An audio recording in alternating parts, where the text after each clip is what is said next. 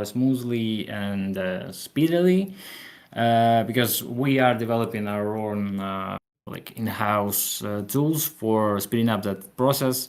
So I think we'll pick up the speed in that regard. Regarding the patron choice and the packed boon, this is how it worked in the original D&D 5e, but 2024 edition changed it so that packed boons are just addition invocations, and subclass is defined by a patron choice on the third level. So we are not exactly rushing to transfer everything to 2024 edition, but most new classes, most new content will be based on 2024. Awesome. Yeah, that is good to hear. So, for folks looking for new subclasses, we're looking for two more before spring, and yeah, we're a lot of our efforts are tied up with the character engine at the moment. Okay, so we'll move forward with the next question. The God King Chickawamp, great name. How are you working to resolve the disparate outcomes between created magical items and their failure to implement correctly within the game? Mhm. Well, this might not be exactly the most pleasant answer, but I would say we are not working on it at the time. Why not? Well, we mentioned, I think, quite a few times that current implementation of magic items is not final and does not really support any complex magical items. We do have like usable items like scrolls and potions and stuff like that that should work, and weapons with hit and damage bonuses. Everything else, there is no hard-coded engine system for that. For now, it's just a narrative interpretation on the part of AI. Sometimes it works, which is great. Sometimes it doesn't. After we release character engine, we will start working on an actual full magic item integration. So it will be around February, and that should be the system that does it. Basically, after release of that, your DM will be able to create fully fledged magical items that support like active properties or modifiers for your skills or passive traits and stuff like that. But for now, it's just narrative interpretations on the part of the AI. So there's not much we can do about it at the time. All right. Yeah. So, we are going to look at a few questions I see coming in. Mhm. Uh, let's see. At Turk is curious. So basically, your character is built around your backstory, and the AI builds around that. Well, yes. When you start the game, your bio as well as your character appearance description and your class, your level and stuff like that is sent to AI with our start injection. So from there, your path is determined by both you and AI. Like, of course, if there is some usable information in your bio, your DM will try to include that in your journey. For example, if you say that I have some arch nemesis that I want to one day hunt down, of course, your DM will try to implement it at some point. Okay. Someone asking about related to our last question. Uh, they wanted to know when will the skills learn from narrative mode transfer to combat mode? Do we have a rough idea as to when we are trying to implement the ability for people to gain those skills such that the combat could use them? Yeah. Well, this one is kind of connected to magic item generation. It because it has similar basis. Well, when we will give our AIDM a subsystem that is responsible for creating like active properties, active abilities, and active or passive traits, stuff like that. So they are connected, and I would say that after release of the magic item generation system, we will be it will be pretty soon before we add also ability to learn active skills from the narrative. I would say that it will be limited to some extent. You will not be able to like play, let's say, rogue that has 50 spells. We will be introducing some sort of points that you can acquire as you level up, and when you have an opportunity to learn new skill, you will have to spend that point. Most likely, I think that it should be connected or like swapped with the ASI or feat integration. So, like first you will get at the fourth level, and then every time you could choose ASI, you also could to get a new point that would let you learn ability from the narrative. Awesome. Uh, okay. Uh, no.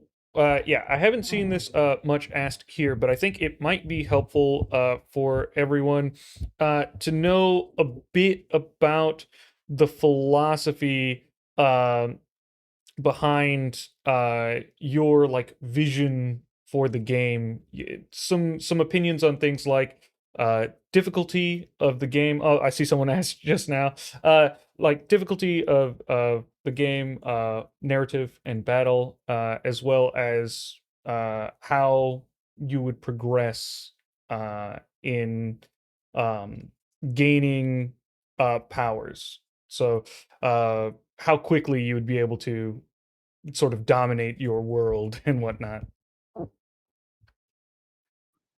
Well, ideally, it's hard to pull off with AI, but I would say that ideally we aim for a pretty slow burn adventure. You are not supposed to gain ground shaking abilities at level 5 or level 7, right? D&D isn't really structured and balanced around that. So we are pretty on a level with that. Regarding difficulties, I think that we will be introducing some difficulty options. There are questions that were asked previously that we will be answering later. But yeah, there are some ideas on how we can both lower difficulty for the battles and lower difficulty for narrative modules, narrative thread. But also, I would like to say that regarding D&D as a whole and any other TTRPG really, we should remember that it's not always about the win.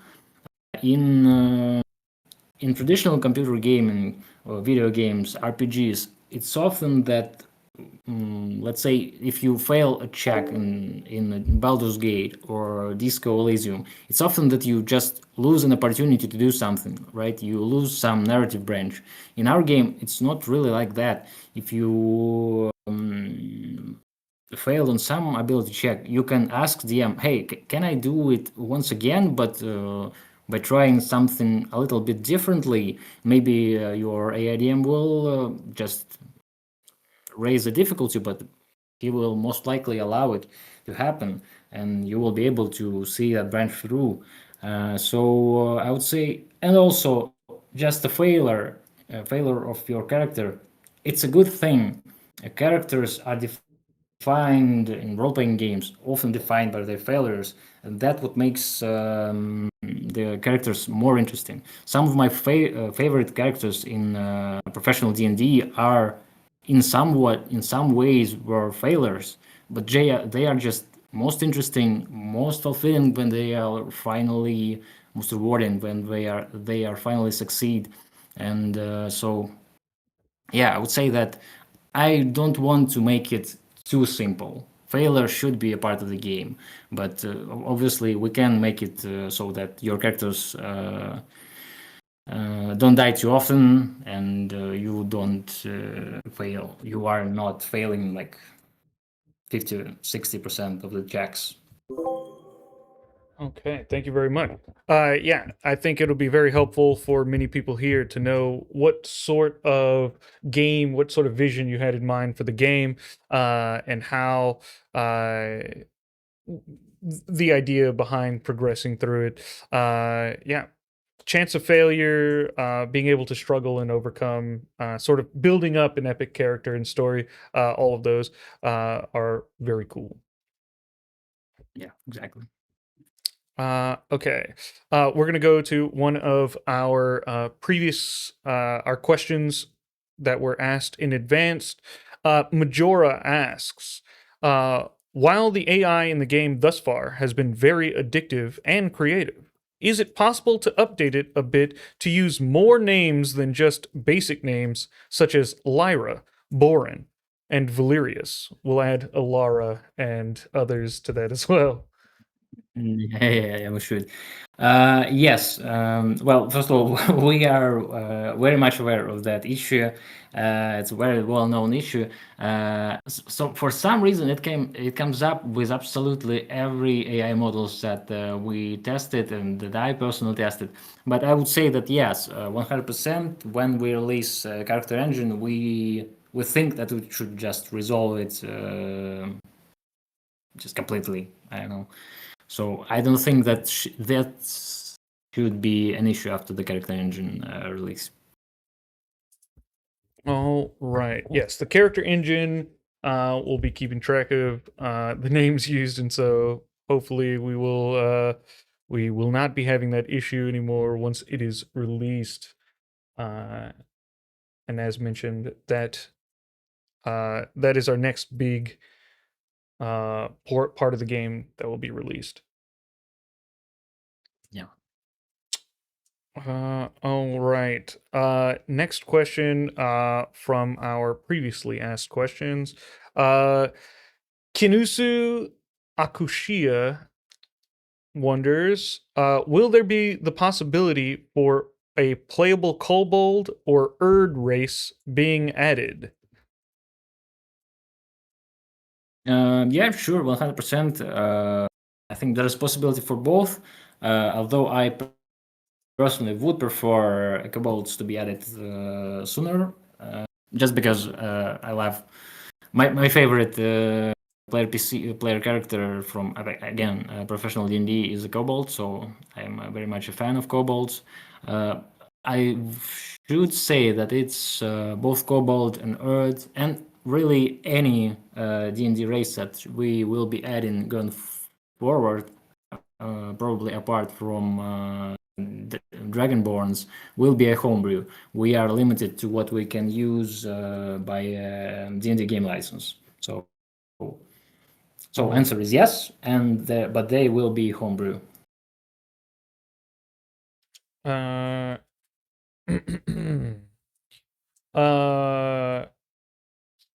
uh, Jay Shantz is wondering from the chat. They're wondering about Mhm. if there's a possibility for a shop system where they can look at items and stats for items in a shop and then buy. And you can see the costs and things beforehand and sell your items like you would sort of in an RPG store, general store. Mhm. Yeah, that is one more part of the character engine. It's well, you basically won't will not have like a button that says sell or buy, but anytime you speak with NPC, first you will be transferred to a dialogue system, right? Instead of right now, when you start the combat, you are transferred to a combat system. Then after release of the character engine, also there will be a dialogue system, so you will be transferred to a dialogue mode. And then, if you decide, you and the character both decide that you are interested in trade, then yeah, there will be a full-fledged interface for doing exactly that. So that should alleviate a lot of issues with inventory that players currently have, I think. Wonderful. Another question from chat that's getting a lot of love. Are there any plans for some sort of map? I guess we'll go both questions. In Mhm. combat or sort of for a world map, your various towns that you visit. Yeah. Um, well, I would say that there are definite plans for both. Probably the world map will be a little bit easier to some extent, but both are really challenging. But we are interested in looking into that direction.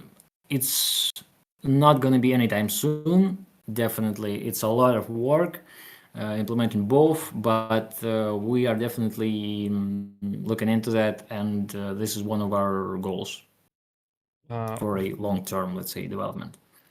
Wonderful. Okay.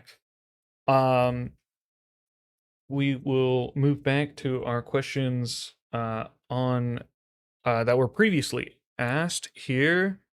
Mm-hmm. Uh, uh, Also from Kinusu Akushia. Uh, can there be a Mm-hmm. way to directly talk with the DM without having to finesse with the system for AI clarification needs? By this, they mean less narrative, more mechanical interaction with the DM.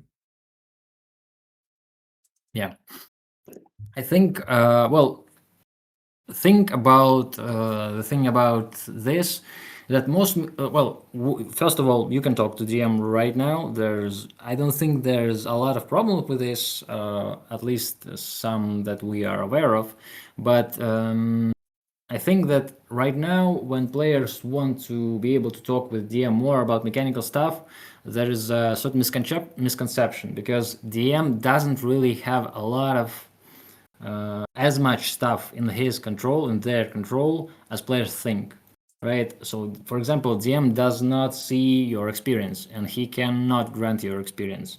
DM does not see, well, your skill points or your ability scores.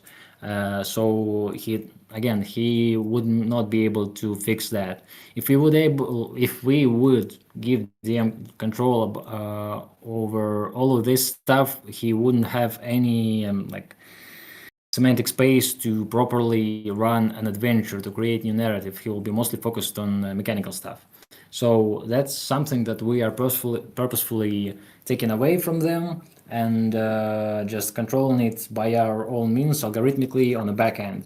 So I think that this is a possibility. If we really see that players do need to talk with DMs more in some sort of a separate thread, and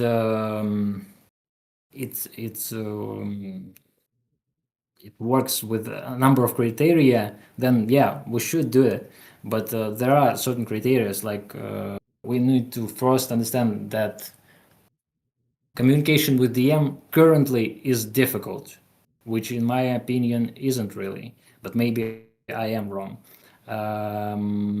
The communication with DM should be productive with the gameplay or issue resolution, because right now, if you ask DM about adding more XP to you, he's not able to do it, so it's not going to be productive, right? Yes. And well, Uh, I basically think stuff like that. So we just need to see more cases. Yeah, I go think for it. one of the issues that maybe people are having with this particular situation is that when they speak to the DM doesn't speak back. So even if it does do the thing that they want, let's say they go, "Oh, Mm, DM, I really don't want to participate in another story about rot or whatever sort of situation mhm. they have. If they want to switch something in the narrative, if they want to try something different, the DM, instead of interacting with them directly back in a sort of like message posed to the character, it is instead they do the thing they switch it in the narrative. Mhm. But a lot of times people want to have like a conversation like you would with a real life DM, just to like make sure everyone's on the same page. And I think right now the DM avoids this sort of interaction. Mm. Got it. Well, yeah, if that's the case, that's something that we can work on, and we should, I think, work on. There is a little bit of difficulty with that regarding memory issues because there is a possibility that your interaction with your dialogue about mechanical stuff with DM goes for so long that it takes some part of the memory. And well, I guess we just have to figure it out. So yeah, we will be looking into that.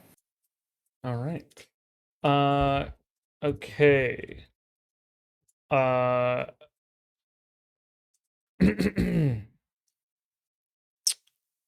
all right. From the chat, we have Makichi EOS. Will we ever be able to have the ability to force exit combat states? It's often a waste of messages because of the current bugs, and I feel I'd have much more fun without dealing with the combat. Yeah, just if they wanted to avoid combat, or even if there are bugs currently happening and they can't progress the combat state, any option to basically like force exit combat to get rid of that bugged state.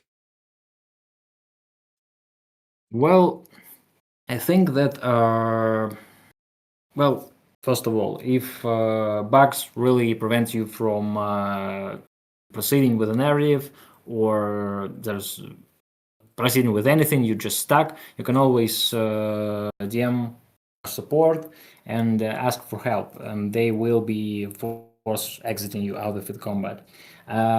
Regarding the, let's say, the button that forces you out of the combat,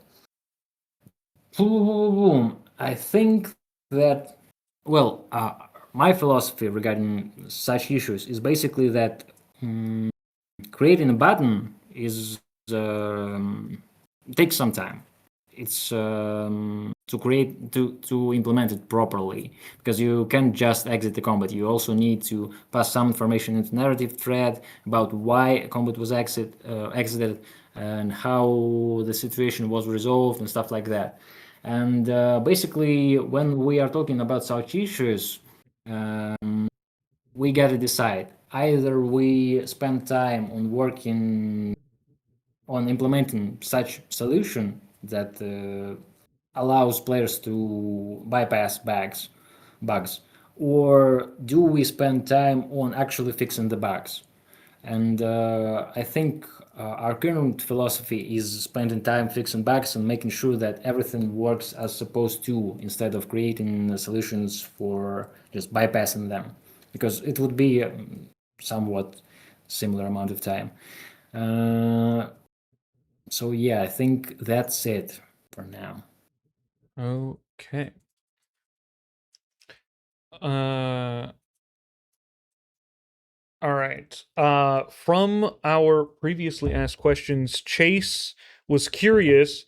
Uh, is it possible for you guys to add a notepad to the game so we can remember stuff?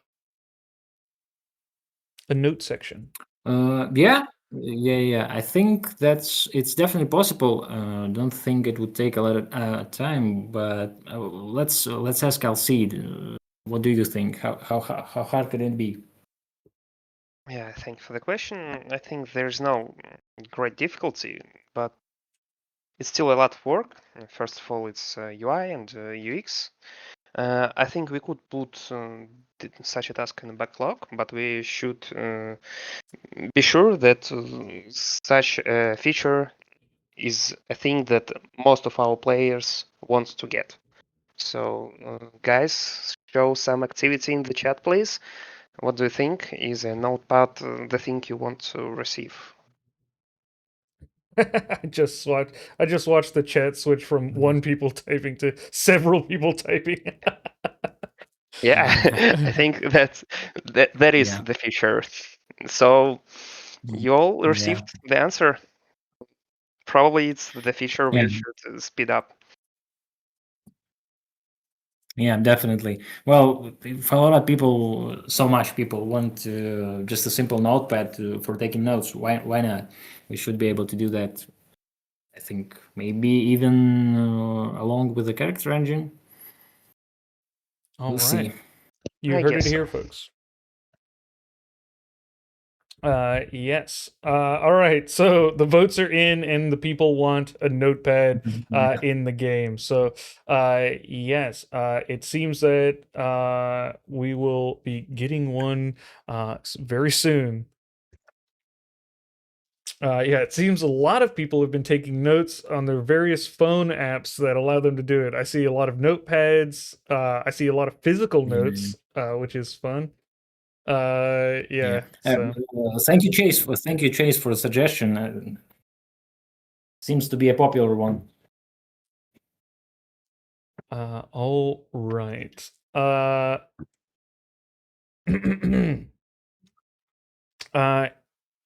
iridescence from our previously asked questions. How does the dev team feel about the idea of multiple point buy presets when making characters? Like a difficulty option setting where we currently have 27 point buy, which is standard for normal difficulty, but then an easy mode with slightly higher stats and a hard mode with slightly lower point buy stats. It could give players more freedom with building characters while keeping the game's desired vision of difficulty in the standard difficulty. Yeah. Well, yes, I actually read that one. Well, I read most of this in advance, but I liked it actually. I think that is a good solution for our current issues with difficulty. I guess that will be some of the mechanisms that we use to control difficulty of the game. I liked it, so I think we should be adding it at some point. All right. Great suggestion, folks. That's that's two in a row where yeah, Yeah. your thoughts are making it directly into uh potential solutions for the game. Da, da, da, da. Okay, Dr. Wiskenstein would like to know yeah, Wiskenstein there in the chat. They would like to know, is there any time frame for the character engine release? I believe our last known update was around the end of the year. Yeah, that's getting pretty close. It seems that maybe it'll be a little bit later. Yeah, that will definitely be later. We will definitely not be able to ship in 3 days, unfortunately. Yeah, sorry for that, folks. That's on me. So I think right now the time frame that we think uh, is acceptable is about the end of January or start of February. I know it's probably disappointing for a lot of people, but there's just a lot of stuff that should be done in that with the character engine. As I mentioned, for example, UI for the selling and buying items, because if you start adding character wait I mean dialogue mode, then you have to have that sort of thing included with it, and you have to have like companions, and companions should have abilities, and well, for abilities they have to have some sort of a class system of their own. So yeah, there is a lot of stuff that goes into it. I hope that it will be worth it. I think that it will be worth it, but it seems as a again end of January or start of the February. All right. All right. So it seems. Oh, sorry. See, you can speak. Yeah, I just wanted to Yeah. say it's not a public offer, just uh, so. Means it's not a hard promise yet. I see. I I see. think we'll try to speed it up. We'll try to get it in time, but sometimes things arise. Yes. This the character engine does seem to solve many issues that people have with their companions in Everweave, and helps fix a lot of bugs and a lot of issues that people have.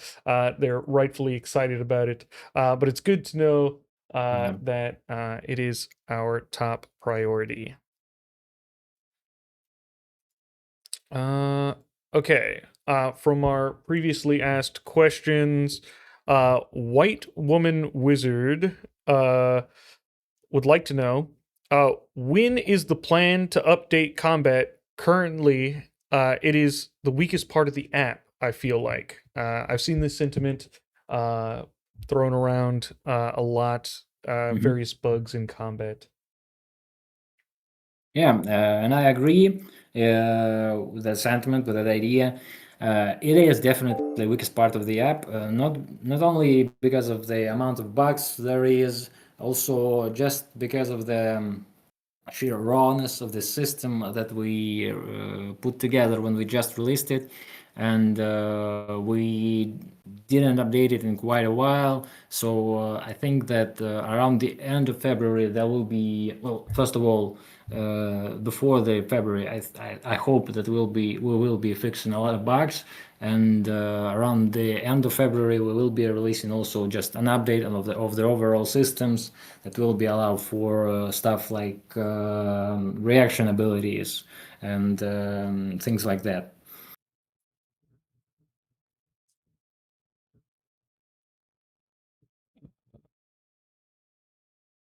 Echo, you there? You Yes, good? sorry. Yeah. All right. uh, All right. so, yes. Uh, so we got yeah, people asking, is this going to be recording? Yeah, so we have a Mhm. transcript for this. I am doing a recording. Uh, yeah, I hope it turns out all right, but at minimum, we'll have a transcript available for everyone. My wife is currently typing out the the transcript as Okay. we do the Q&A. Amazing. All right. Just some nice sentiments here. Thank you for the holiday update. It was a Yeah. nice surprise. Um, Oh, nice. yes, I did see a lot of people really enjoyed the new art. People appreciating the new layouts and the new character creation menus. A lot of positive reviews for all of that. Okay. Uh, Hector, from our previously asked questions, would like to know. They say, sorry, great game, Mhm. but as a new player, the messaging system is a bit off-putting. Not sure if you have other systems in place for the near future to address the downtime of not being able to play. Yeah. So if you're a free player, you got your 50 free messages in the month, or sorry, 60. Got it. Got it. I got it. So it's about free messages. Yeah. Are there some other systems in place for near future to address? I'm not sure about that, to be honest, guys.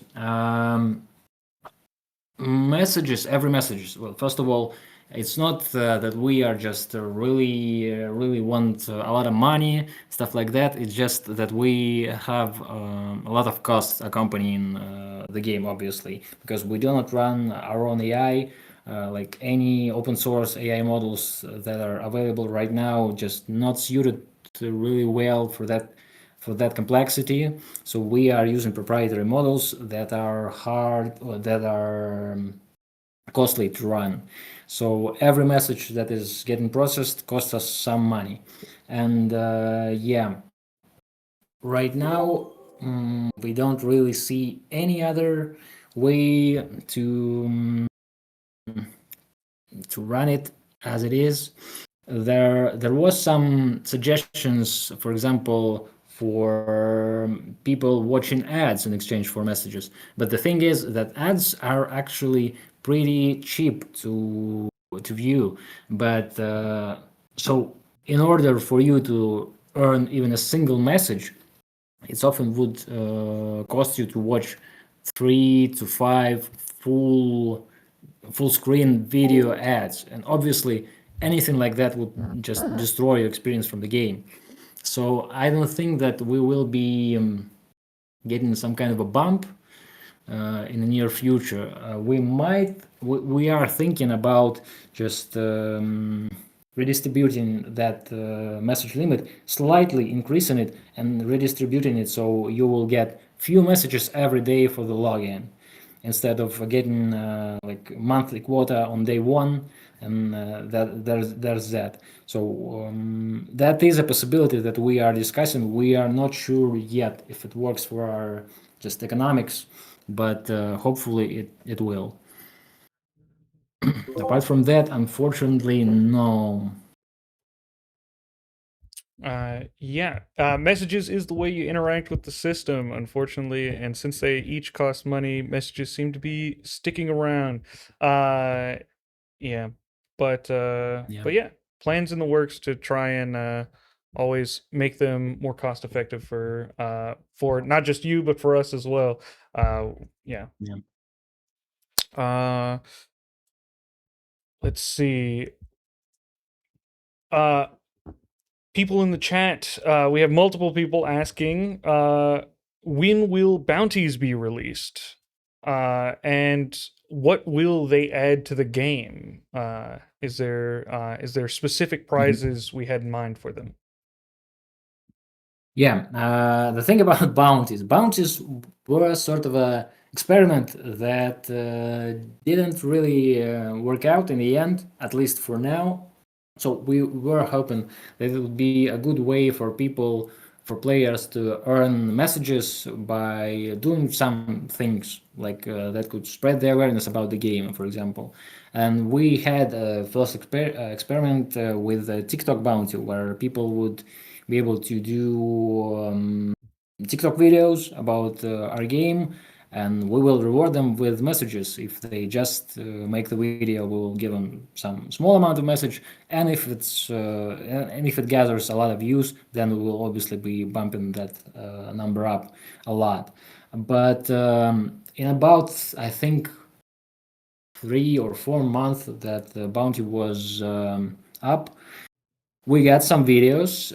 Some of them were good. Some of them weren't so good. But we didn't really get any noticeable amount of traffic. So we were just losing money. But even more so, we were losing a lot of time on just checking the bounty completion for every submission.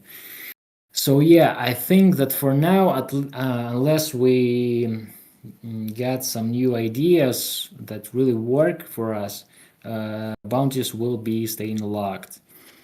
There might be some ideas in the works, but probably not too soon. But if you people in chat have some ideas, good ideas, please submit them. We will review them, and if they're really good, I think we can make it work. All right. Okay. Uh, sorry, just reading here. Guys, for the sake of the Q&A, please keep questions short. I know there's a slow mode on, but don't ask 6 questions in the same message. If a message is too long, I won't be able to read it. So you might have some really great questions, but please submit them one at a time. Otherwise, if it's a block of text, there's no way I'm going to be able to pause to read it all.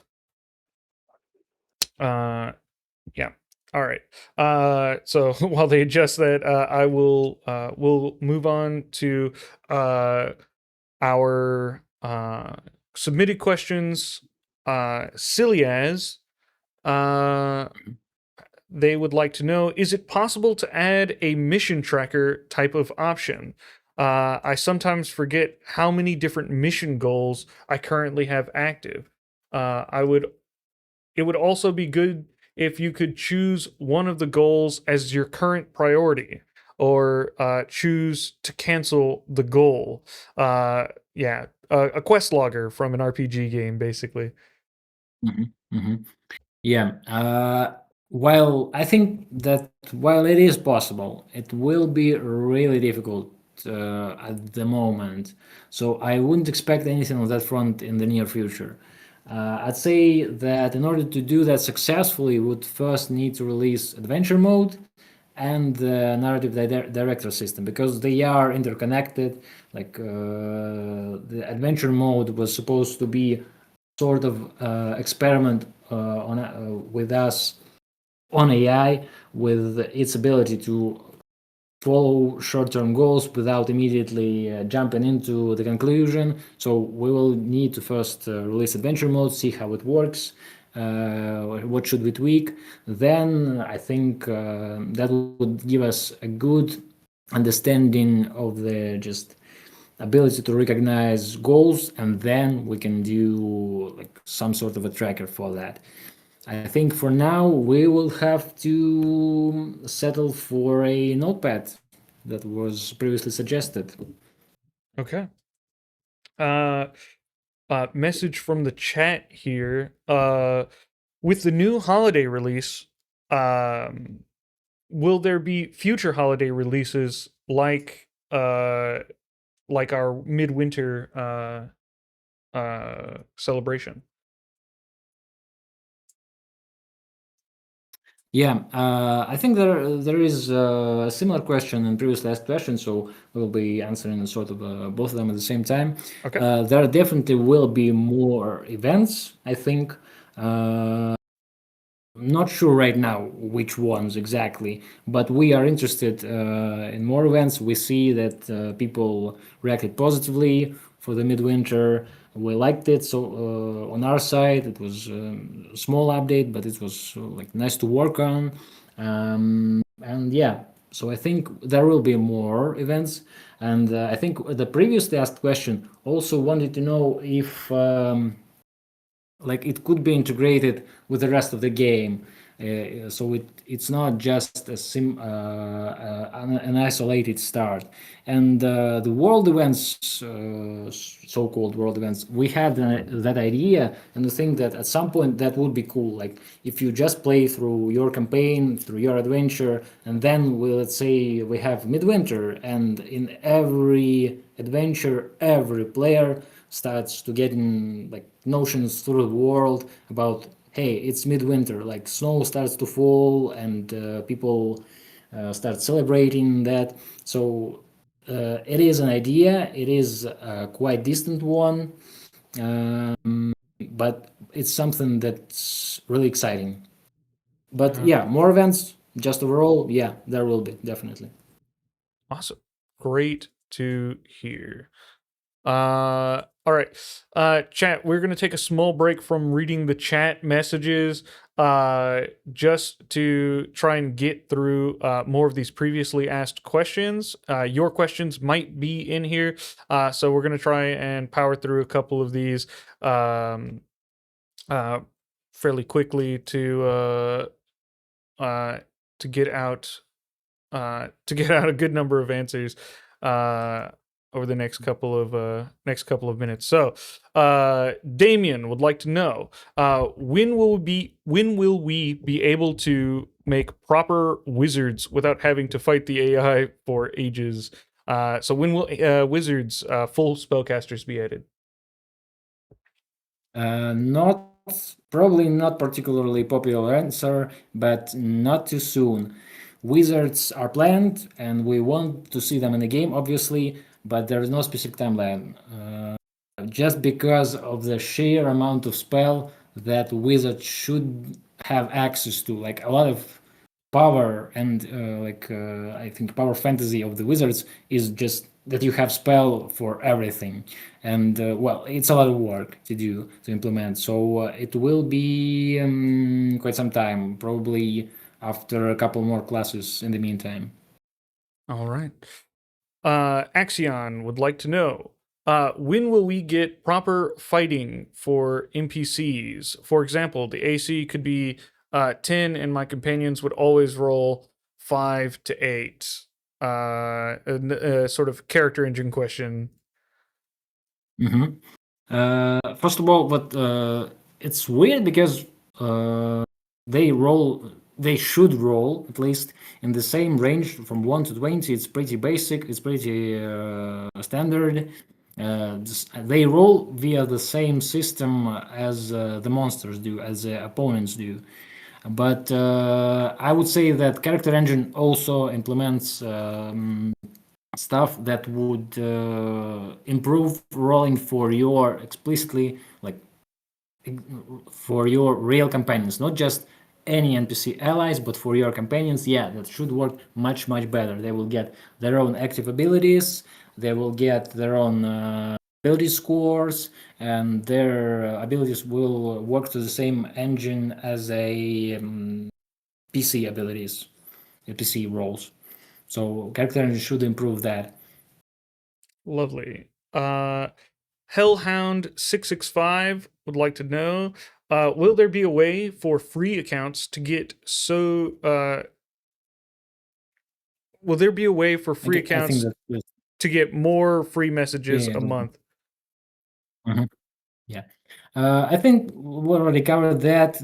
Probably not anytime soon. It costs a lot Mm-hmm. and quite expensive for us to run. Like for example, if people need to some sort of a like example, like midwinter event, we were I think gifting about 50 messages for well basically for each player, and it costs us tens of thousands of dollars, guys.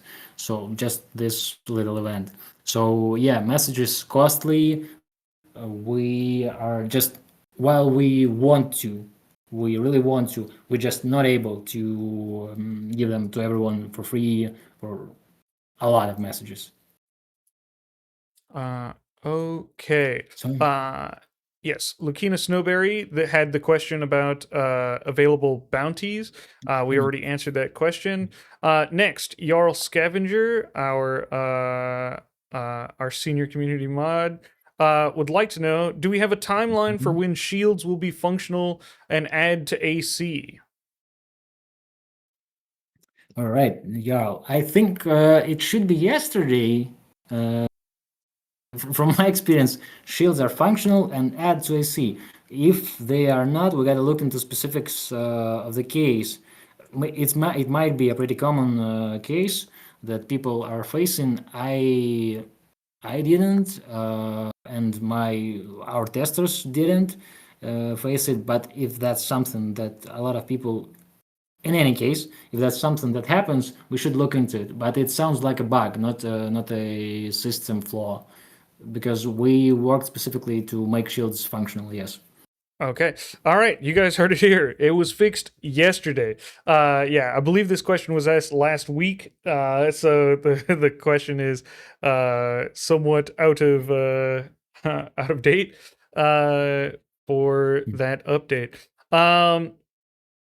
Uh Isroff would like to know with the Warlock and Paladin out as spell oriented classes, can we expect a Wizard class or maybe a Ranger class at the start of next year? So we heard about the Wizard class. What about these other half casters?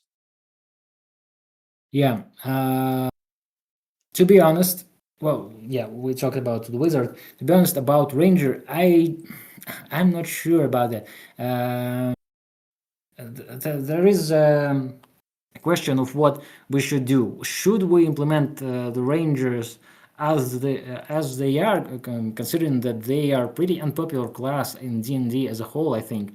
And my personal opinion is that is the idea that ranger should not be a caster in D&D or any other TTRPG system. Ranger, in my worldview is a character who works around traps and distant combat and tracking and noticing weak points in their enemies. So I would be really tempted to do a variant ranger, but I guess at some when we will be able to release, start working on them, we should be talk with the community of what they want to see.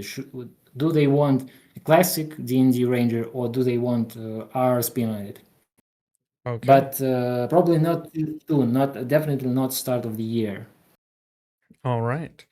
Uh, Another question from Lucina Snowberry, one of our mods. Many players have huge amounts of coin. With the coming weight limit, are we getting a banking system? Yeah, I'm not sure about that. Probably not any kind of explicit hard-coded banking system.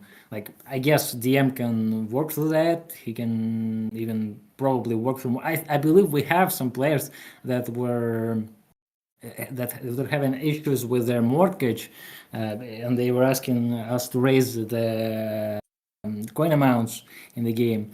But yeah, I don't think that we will be getting any kind of explicit system for banks. I think that instead we just, when it comes to coins, we can ignore their weight. It's really not that much of a deal. Let's say that any adventurer just gets their own personal coin purse of holding or something. Gotcha. All right. God of Shadow Realm, one of our helpfuls. What classes will be added next, and will there be an option for more dice in the future? A two-parter. Yeah. The most likely next class will be cleric because we just released the paladin. We have like invoke not invoke duplicity channel divinity, so we have ability to control custom class resources now. We have some cleric spells. So yeah, there was a question down below later again about the cleric, and it was on the correct train of thought. We will be releasing the cleric most likely. Regarding new dice, yes. We just released Midwinter Rhyme as a holiday gift. There will be more dice in the future. Definitely, we are interested in that. I think we already have about two on the standby, waiting for the necessary systems to implement them.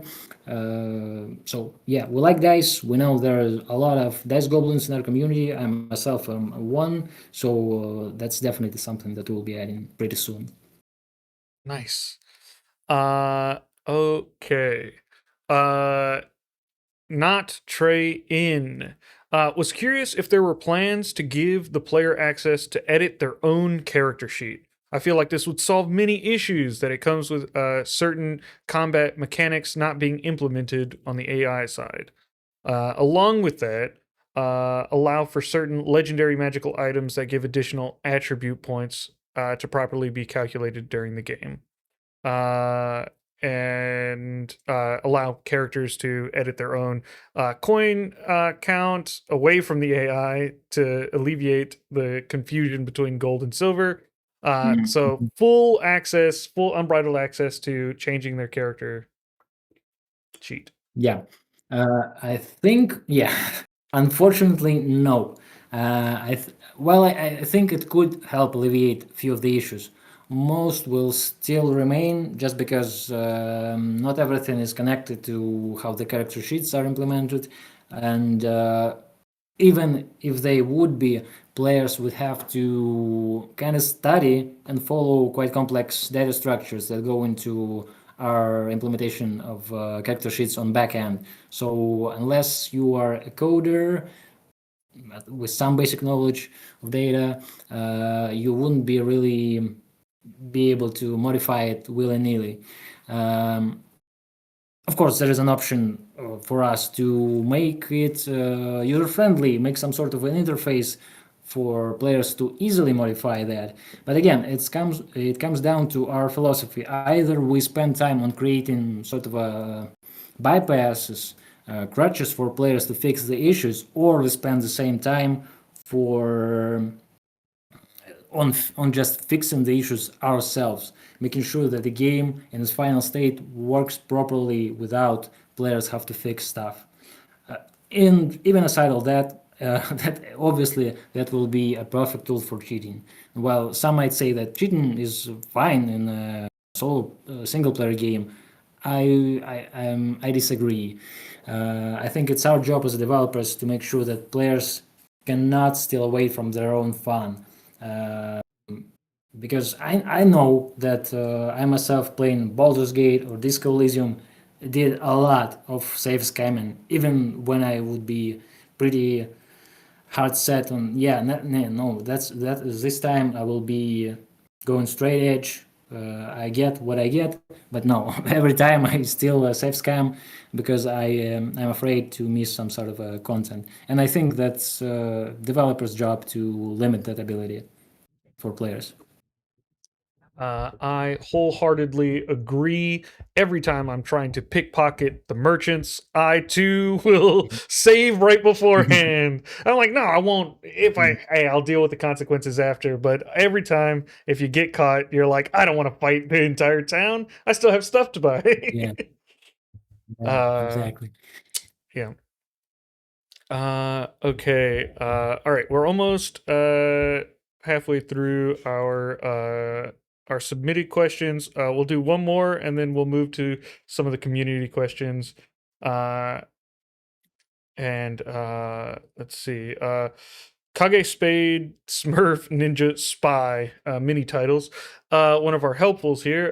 Are there plans for multi-classing in the future? And will there be other subclasses? We answered the subclasses, but are there plans for multi-classing?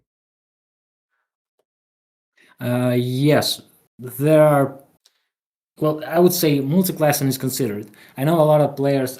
For some reason, I never multi-class myself, but I know that a lot of players multi-class and want to see that in the game. And I'm 95% sure that it will be implemented at some point, but probably again not too soon. Probably after we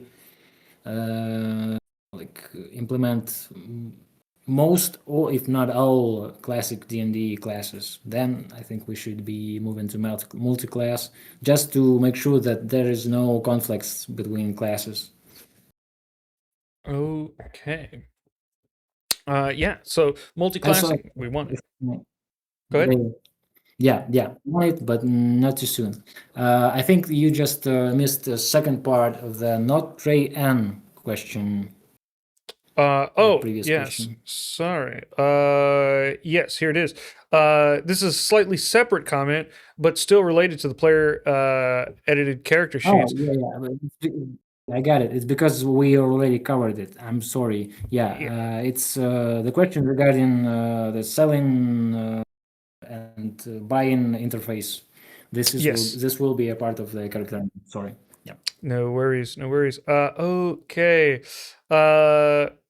All right. So, we have people in chat. We have Hydrus141, one of our helpfuls.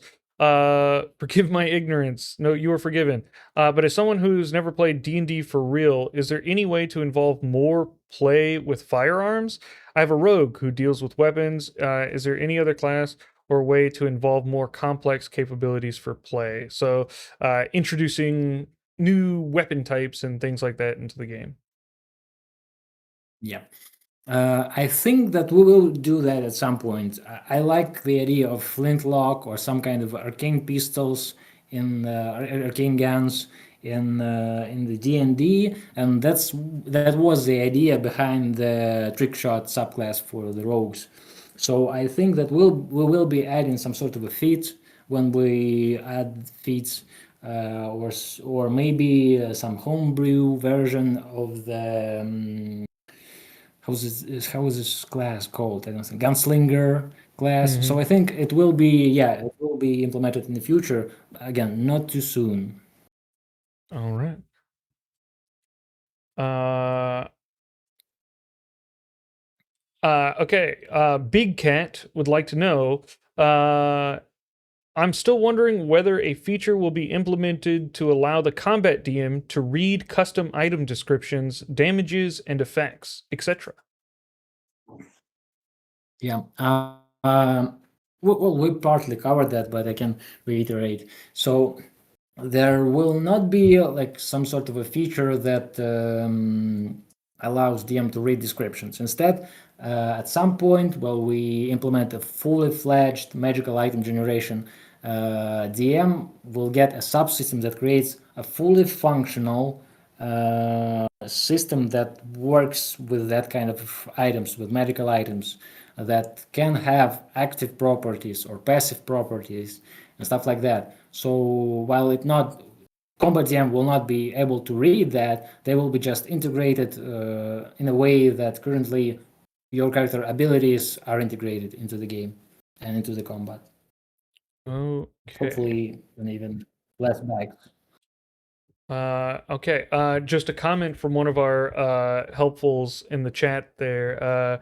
They have tested the shields in their game, and unfortunately, their shields are not working. Although I did see several people saying that their shields are working now, so it does seem that there are some specific bugs for individuals with shields in the game. Well, that's something that we should look into then. You can create a question with our support here, and they will be classifying your cases, and we will be looking into that. Okay. Okay. Da, da, da, da. Donnie Donnie would like to know, when can we expect an increase in the level cap? So not if there will be an increase, but when will it be available?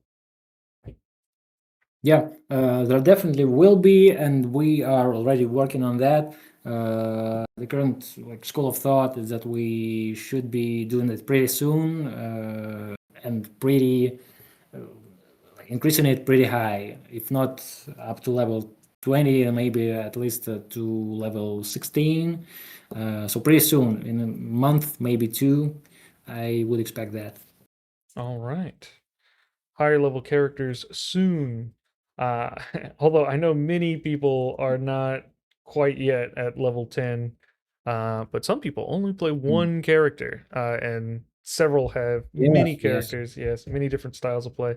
Um, okay. Uh, we will move back to our list of event questions here. I want to make sure we can get through them before we we get our voices give out. Angel Hugh would like to know: are there any thoughts in adding other starting locations and scenarios, like perhaps a conflict in a cave start, or hearing word of trouble from a castle manor? Or perhaps starting in an adventures guild with a task board one could examine. Yeah. I feel like we already started giving more attention to starts. We released a new start with our last update, and we released a new start with a midwinter event. So we are already working in that direction. And I think that midwinter event start was a different one at that, because instead of giving you sort of a open-ended question, what do you do, it says exactly what you have to do, and you can interpret that kind of question. So I'm not yet sure how exactly this works out. I'm not sure if players like that kind of a start, but yeah, we will be definitely releasing more stats with every update going forward. I will say from many of the people I saw just after the event, people were really enjoying the new winter start. Yeah, they were having a lot of fun. I saw a lot of people meeting Santa Claus, and becoming icy witch queens and things like this. So yeah, lots Nice. of lots of positive feedback on the winter start.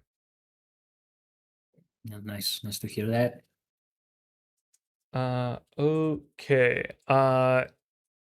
From our previously asked questions, Ezzy, uh, thank you for this game and incredible efforts towards improvements already. There has been some ongoing sync issues with unresolved slash unsatisfactory responses from support, like inventory inconsistencies, EXP point issues, seemingly only combat gained, none at all from RPing, or DM claiming one thing, but the bar doesn't reflect that.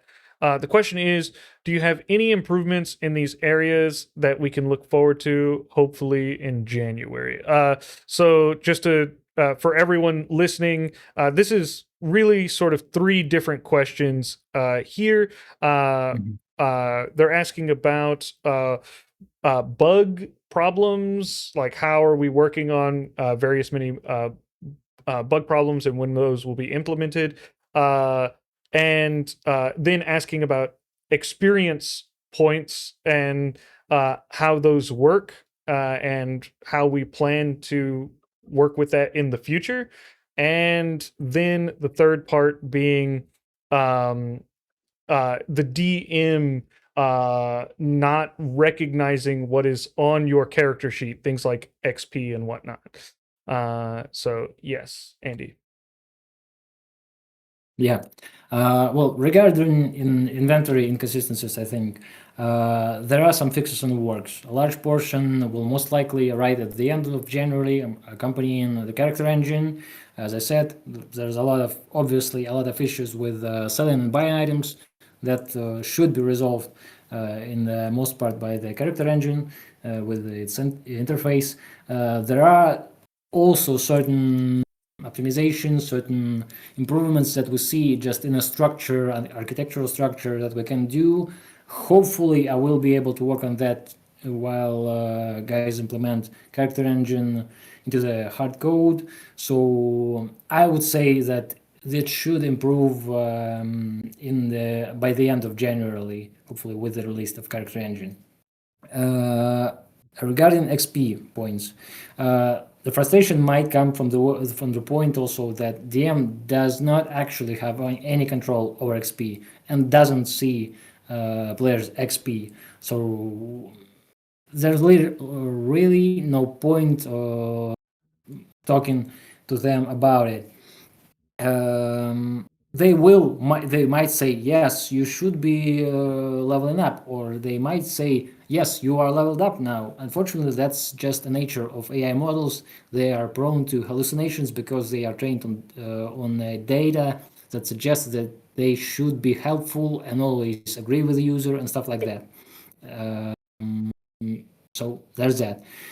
We will be adding more ways to acquire XP, but it is a rather complex task without to try and implement that without any sort of goal tracking before there is a goal tracking in the game, and without turning the game into the just some sort of a action RPG where you just kill monsters. Uh, we do have, I think, a way in which players can level up just by role playing. If you use a lot of checks to try and persuade someone, or to lie to them, or to investigate, and you succeed in them, you are getting some XP. Not as much as combat does. I think we might look into that, try and tweak these values. But for now, I think we shouldn't expect too much changes into the XP system, unfortunately. And with there's also like unresolved, unsatisfactory responses from the issues from support. I definitely understand the frustration.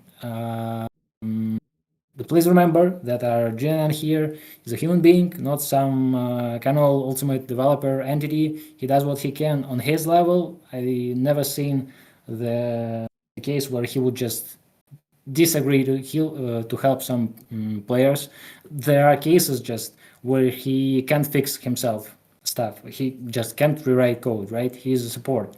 So he passes to us for analysis and further search of solutions, and almost always it takes us some time and work before we can actually fix something. So please do not take it out on him. If anything, you can take it out on me. But that's it, I think. Okay. All right. God of Shadow Realm, once again, in our previously asked questions, when, if possible, will the end combat death bugs be addressed? Yeah, Yeah. I'd say in about 2 weeks. In this particular bug, I'm personally looking into it. It's connected to just AI behavioral problems. So I'm searching for a solution at the moment. I think that I found it. Hopefully, in 2 weeks, that will be available on the servers. All right, sweet. 2 weeks. That is the current estimate, tentative time for the death bug fix. Also, just a note on XP, if anyone's curious, if we consider a skill check to be one standard unit of XP, it takes 5 skill checks to equal 1 combat, and it takes and a long rest will give you as much experience as a single skill check.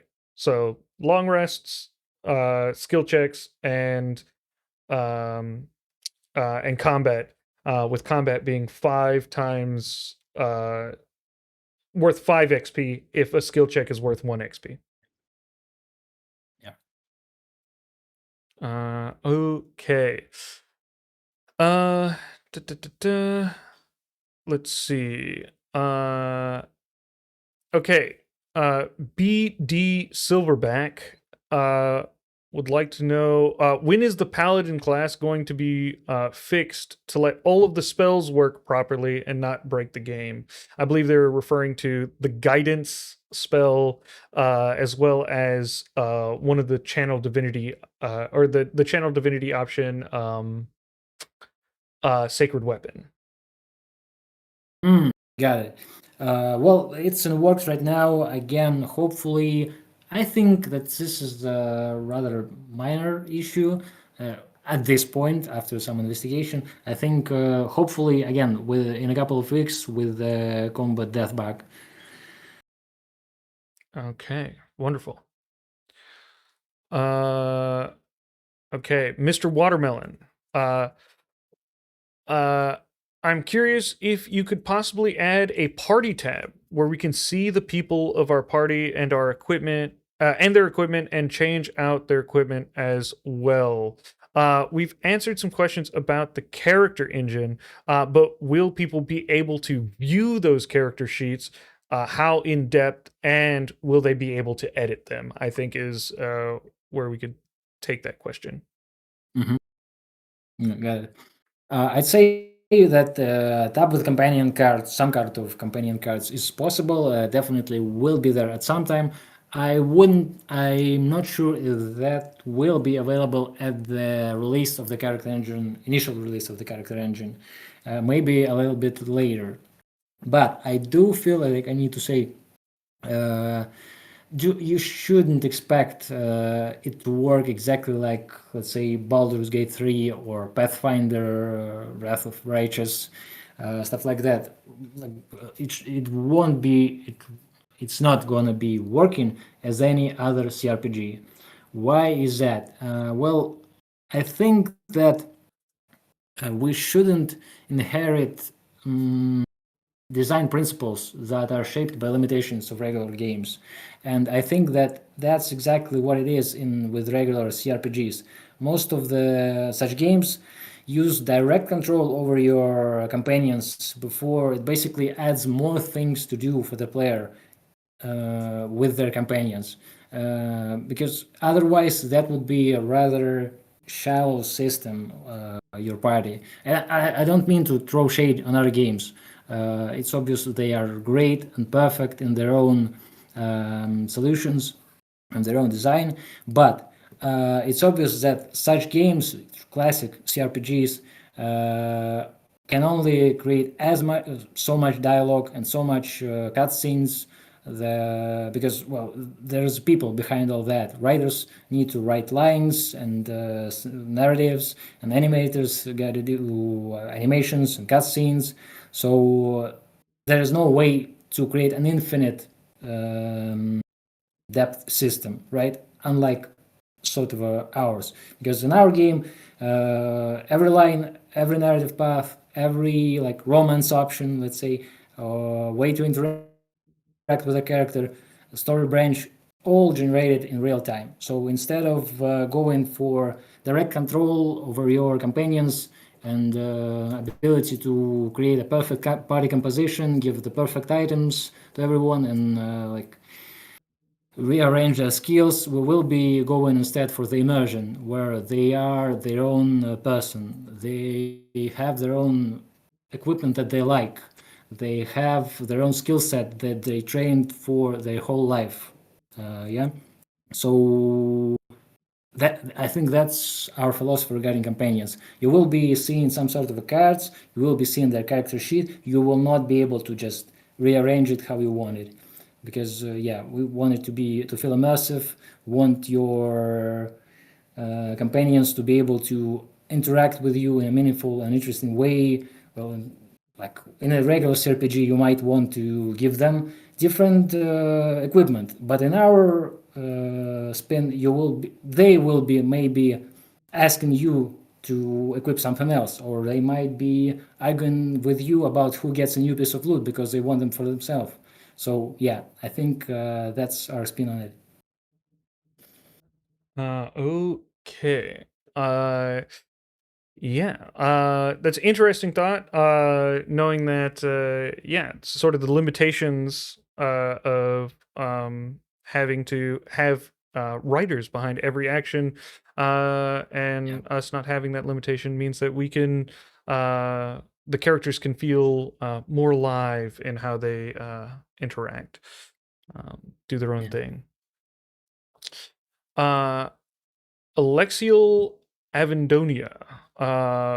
What is the next class going to be? What is the next class going to be implemented? We answered. Cleric, since paladin spells are being added. Ah, yes, this is the one we've Yes. predicted correctly. Yes. Next, Steely. Once the DM gets its head set on a certain path / quest line, is there a way to make a new one? I mean, every character has one thing, and it harps and harps and harps about it. Is there a command to start a new quest line after making the backstory? Well, there isn't some hard-coded command to say, unless you read the Echo's guide. I think there might be some ideas about how to work around that. But you can always just address DM directly, ask them to change things up. That shouldn't be too much of a problem as it is, I think. And again, since we are talking about characters, yeah, character engine will help with the characters harping about the singular thing always. Okay. Um, just so everyone knows, we'll probably answer a few more questions, and then we'll take a short break for everyone to get a little water, go to the bathroom. 3 to 5 minutes, nothing long, and then we'll come back and start up again. So just be prepared for that. We'll be doing that in a minute if you're if you're wondering. Major Ape Bull, our one of our mods, uh, will there be a memory upgrade to the DM?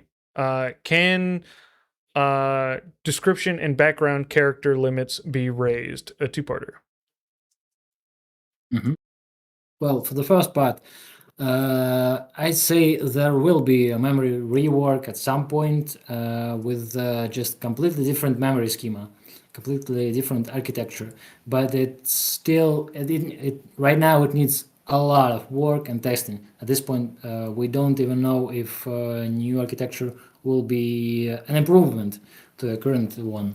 I think it's important to say right now, um, yeah, the memory is probably the trickiest thing to work on. I will be touching on that, I think, later with some other questions. But so, short version, there will be probably memory upgrade, and not soon, and we'll have to see how it works out. Regarding description and background character limits, yes, they can be raised, and I think we will be. It's not hard at all.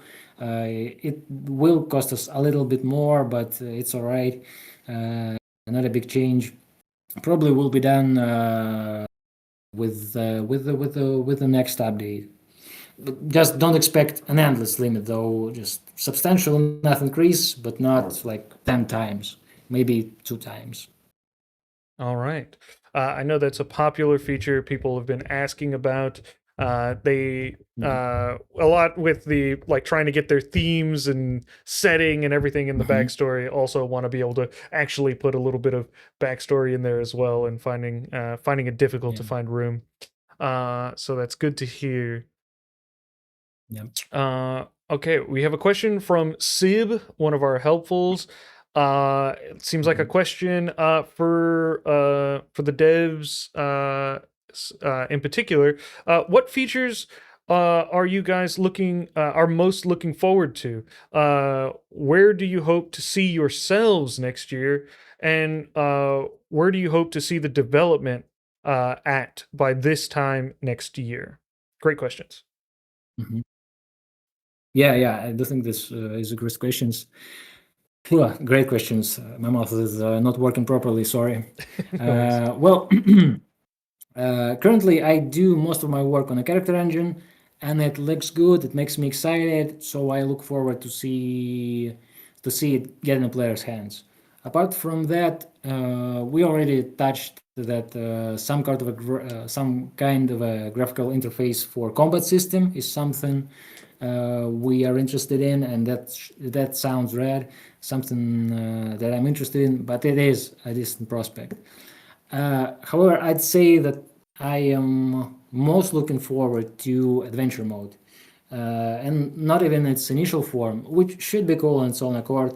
But I think that what should really drive it home is a planned UGC update to it, where players will be able to create their own adventures and publish them for other players to see and play. So I think I know we have a lot of experienced DMs and writers and even some game designers in our community, so I can't wait to play through their adventures.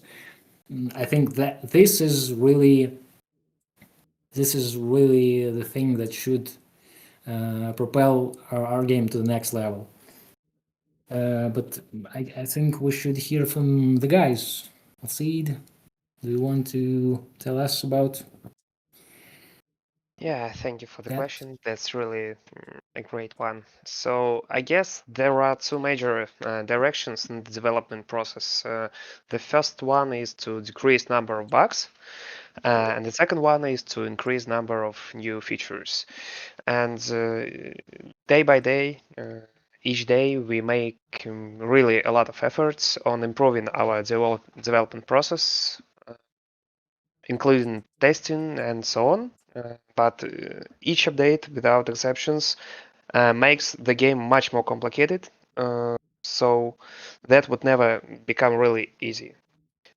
So one of the main goals is not to increase the amount of bugs. As for new features, as for me, I'm really fond of multiplayer. I guess it's gonna be really complicated, but should improve player experience and should improve player experience a lot and grant a lot of fun for our players. So that's the thing I would really like to implement in the new year, but who knows?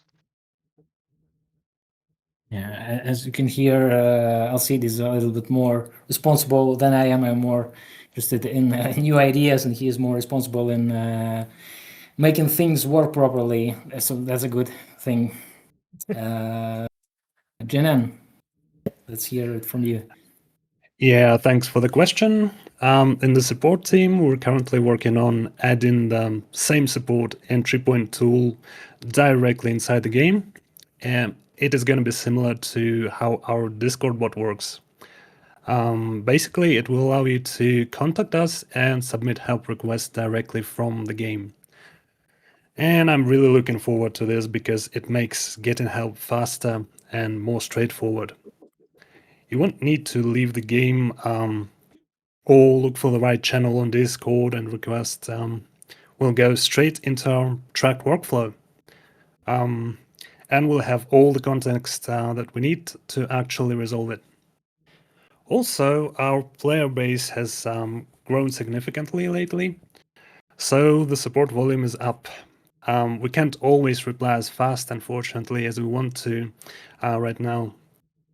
And since I'm literally dealing with hundreds of requests, but over the next couple of months or so, we're planning to expand the support team to speed up the response times and make sure requests are handled faster and much more consistently. And maybe I will finally have some time to rest. Yeah, yeah.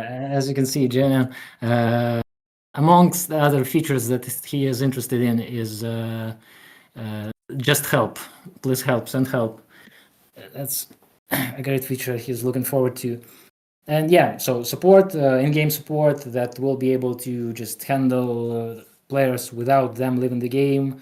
Especially that we like have a lot more players than we have users in Discord, so it will help. I think a lot of more. We will be able to help a lot more people. So that's great. All right. Very cool to hear what each of you is working on and what you're most driven to add to the game. Yeah. Also, fun to hear the balance there of you, yeah, wanting to Yeah. make those creations and AI Seed being, or sorry, Alcide being worried about like those would be great. I would love for the game to not be so complicated that it becomes a bunch of bugs. So yeah, and JNN worrying about the support of those bugs as well. Very cool. Okay. Yes, I think we'll do two more questions from our previously asked questions here, and then we'll go for a small break. I think we could all use a little bit of water. Um, Yeah. Kratos 1079 wanted to know. Oh, we've answered this question. When will the level 10 cap be lifted? Pretty soon. We're working on it. Hour would like to know. How come we have fallen so far behind the roadmap? Wasn't the character engine supposed to come out in August?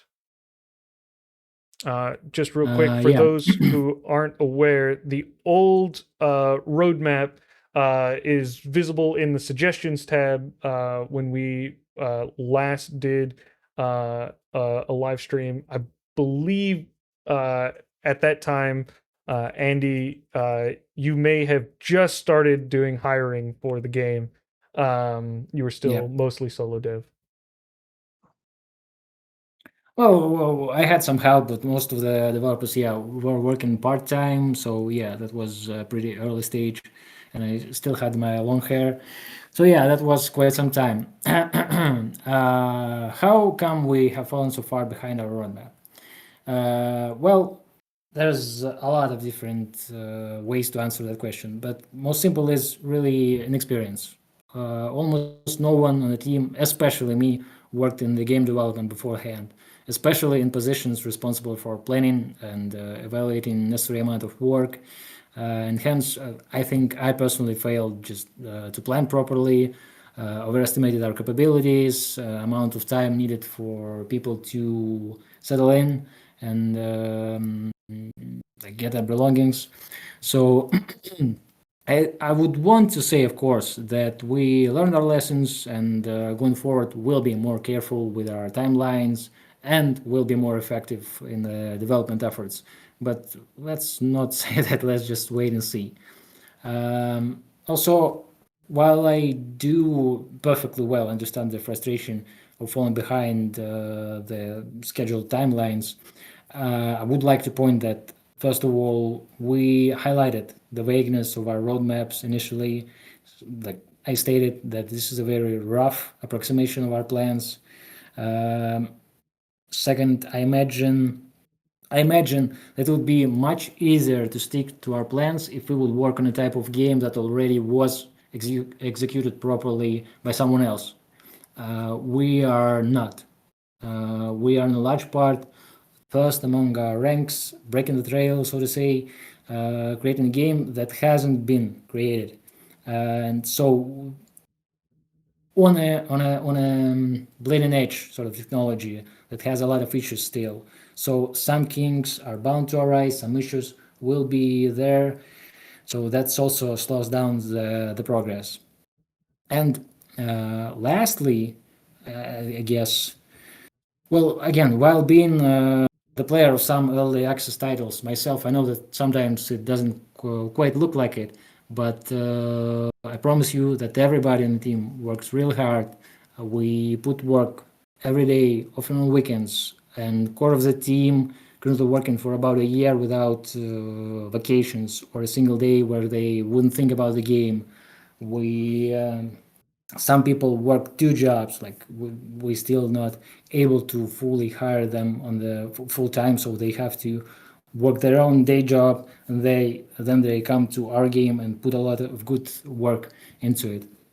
So yeah, I understand the frustration, but we do what we can. And people on the Discord, Echo and his team works great. I think also helping us out, reporting the bugs, helping you out. Everybody here are just enthusiastic about the game. I think we do what we can. Hopefully, we will do better.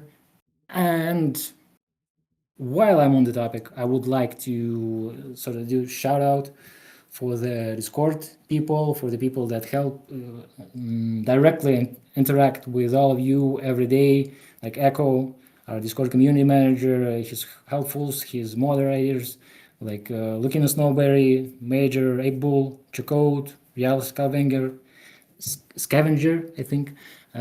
So shout out to you guys and girls. Thank you for the help. I hope that we will do better for you, for our players, for ourselves. That's it, really. I think about falling behind the roadmap. That's all I have. Okay. All right. So we are going to take a small break, get some water, use the bathroom. It'll be 3 minutes or so. So we'll be right back after that. So everyone, go grab your snacks and meet us back here. Yep. Okay. Oh, yes.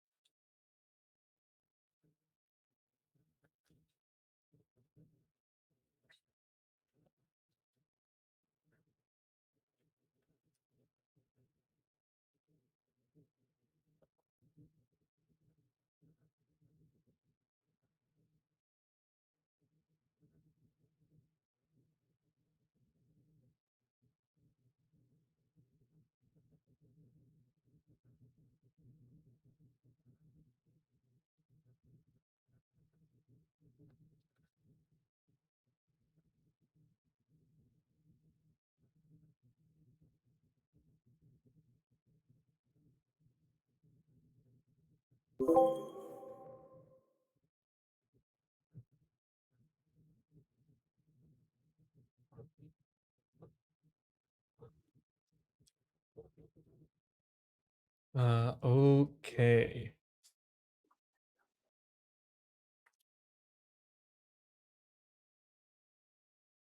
Wow, I've never seen that.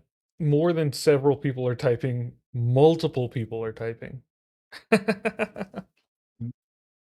Oh, yeah, same. Okay.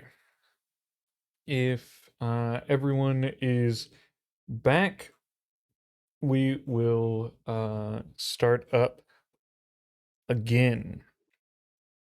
I do want to get through our previously submitted questions here. I believe we have yeah, we're on we have another like 13ish to go. So then we can sort of have a more relaxed session with our community here.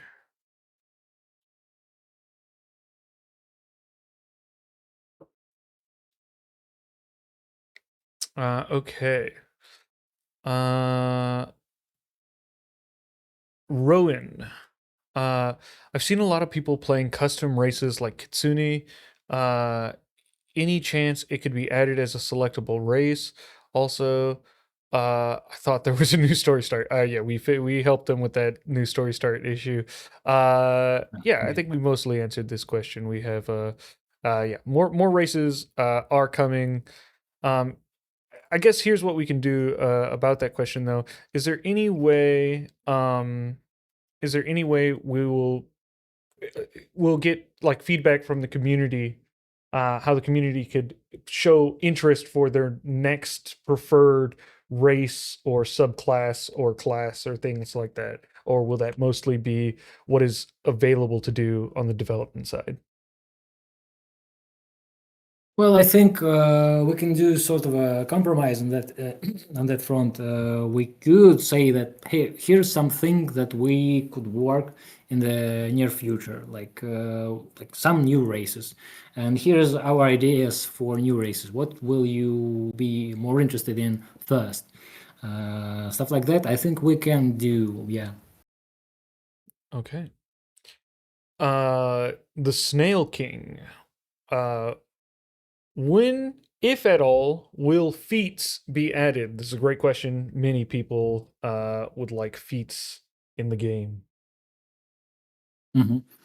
Well, we are obviously interested in adding feats again as an alternative to ASI or points for acquiring abilities in the future. So they are planned. There is no concrete timeline for them right now because we are interested in some internal system rework regarding like passive traits and stuff like that. And I think feats will be a part of that update. Probably not too soon, maybe by the mid spring, I'd say. Okay. Glorb King. Uh, will we be able to change our character's job after creation? I would like it to be added because of the new classes incoming. I think they mean classes by job here. So will they be able to Yeah, change it after creation? yeah. I would say probably right now, no. Uh, Here's the thing. While I played some games with that functionality, like Baldur's Gate, you can just willy-nilly change your class just by talking with that guy. I don't remember his name. So, but and I used that functionality, but the thing is, I ultimately always felt like it took away from my adventure. Um, I think the class identity is really connected to your character's journey often, really often, and it should stay that way. So I would say that as of right now, we don't have such plans. No.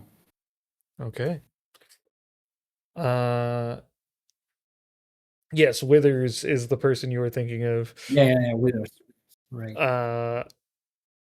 Enforcer. When will the AI actually keep track of details accurately? When will the level cap be raised? We answered that. And will we be able to edit our bio after creation? I know we talked about other character sheet modification, but specifically, people would like to know whether or not they can add to their backstory.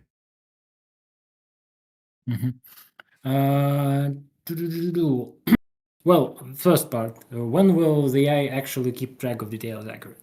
Most simple answer, when AI models get better at large context retention. That depends primarily on large AI companies and their research. On our side, we are working on some prototypes too, as I mentioned, like memory rework that should, in theory, improve that, but we'll have to wait and see and test. But I would say that really perfect memory is most likely impossible at all. Even human DMs forget some details, especially after a lot of sessions. Even in professional D&D, as I've seen many times, and in game like ours, it's bound to be even much more noticeable because because unlike AI or human DM, you as a player always have a full story perfectly preserved, letter to letter, every comma at all times, and obviously no one can keep up with that, right? Yeah, I I can't really answer the question when will that happen. Probably not soon. We do as much as possible, I think, with our memory systems at the moment, and we will continue to improve stuff on that front. But perfect, I'm not sure that's even achievable. But we'll see. All right. I would like Yeah, I'll see. I think yeah, I would like to add a couple of words if you don't mind, don't you? we don't. Okay, thank you. So I would like to say that AI memory is really cool. It's really big. It has a great context, but sometimes it remembers the thing that you do not remember, but it forgets things you would like it to remember. For example, it could forget the color of eyes of some woman you met about 5,000 messages ago, and you could ask him and he could reply correctly, but you wanted to not to remember the color of the eyes. You would like to remember, I don't know, the animal she had, but the AI will remember one thing and will forget the other one. So it's not about the bad memory. It just remembers some things and forgets some things, as any even human DM, I think. So Yeah, I think that's important point. Like the way memory system works, it remembers the stuff it thinks is important, right? It forgets things it thinks isn't important, because obviously always remembering the entire context is just impossible. Even right now, with all the optimization, memory, and compression, we have players that have memories that are about, I think, like 10,000 pages long in a plain text. And obviously, you could imagine how long their actual story should be. So, yeah, I think that memory is a really complex issue. And for now, I cannot promise perfect implementation at any given point. That's it. Okay. There was the second part to this, which will they be able to edit their bio after creation? I know many people find that their original backstory that they write is no longer relevant for their character that's 3,000, 4,000 messages in. It's no longer playing a role in their game, and would like the chance to put more relevant information in it. Well, I think again that's an issue that could be connected to cheating. It's not as critical, so we might think about it. But as of right now, I haven't planned for it. I haven't tested it. I can't really promise that. Let's see what the future brings us. Fortunately, right now, I cannot give any concrete timelines for that. Okay. Okay. The next question is similar to the world's events question we talked about before. Hour again. When when will the character engine come out? We've talked about that. Let's see. Needless Woodchuck, one of our helpfuls. Would it be possible / difficult to add a search function to find events and information quickly, as well as make it so that the message you are typing doesn't disappear when you close the app? Both would be incredible quality of life updates. Thank you for all you do. A little show of support at the end there. Yeah. Let me answer the question. I think that's not thing that could be ever implemented. Let me explain. We are trying to grant you the best gaming experience we could share with you, not the Excel experience. We do not want to make you write SQL requests or ordering columns. You could ask the DM to remind something to you, so he could search in the story by itself, or probably the notepad update we have mentioned before today could also help you with this. But to search through the application, through the story of the application, I think that's not the best gaming experience ever. After all, you could make an export of your messages and always have them on hand. I guess so. Okay. And about the second part, Alexander, Elsie, maybe you want to tell us about ability to make it feature to make it so that the message you are typing doesn't disappear when you close the app. Is this possible? I guess it is possible. We should make some R&D work about that. How much how much people want it, and which cases that this feature decide. So we should make some research. Okay. Yeah, right.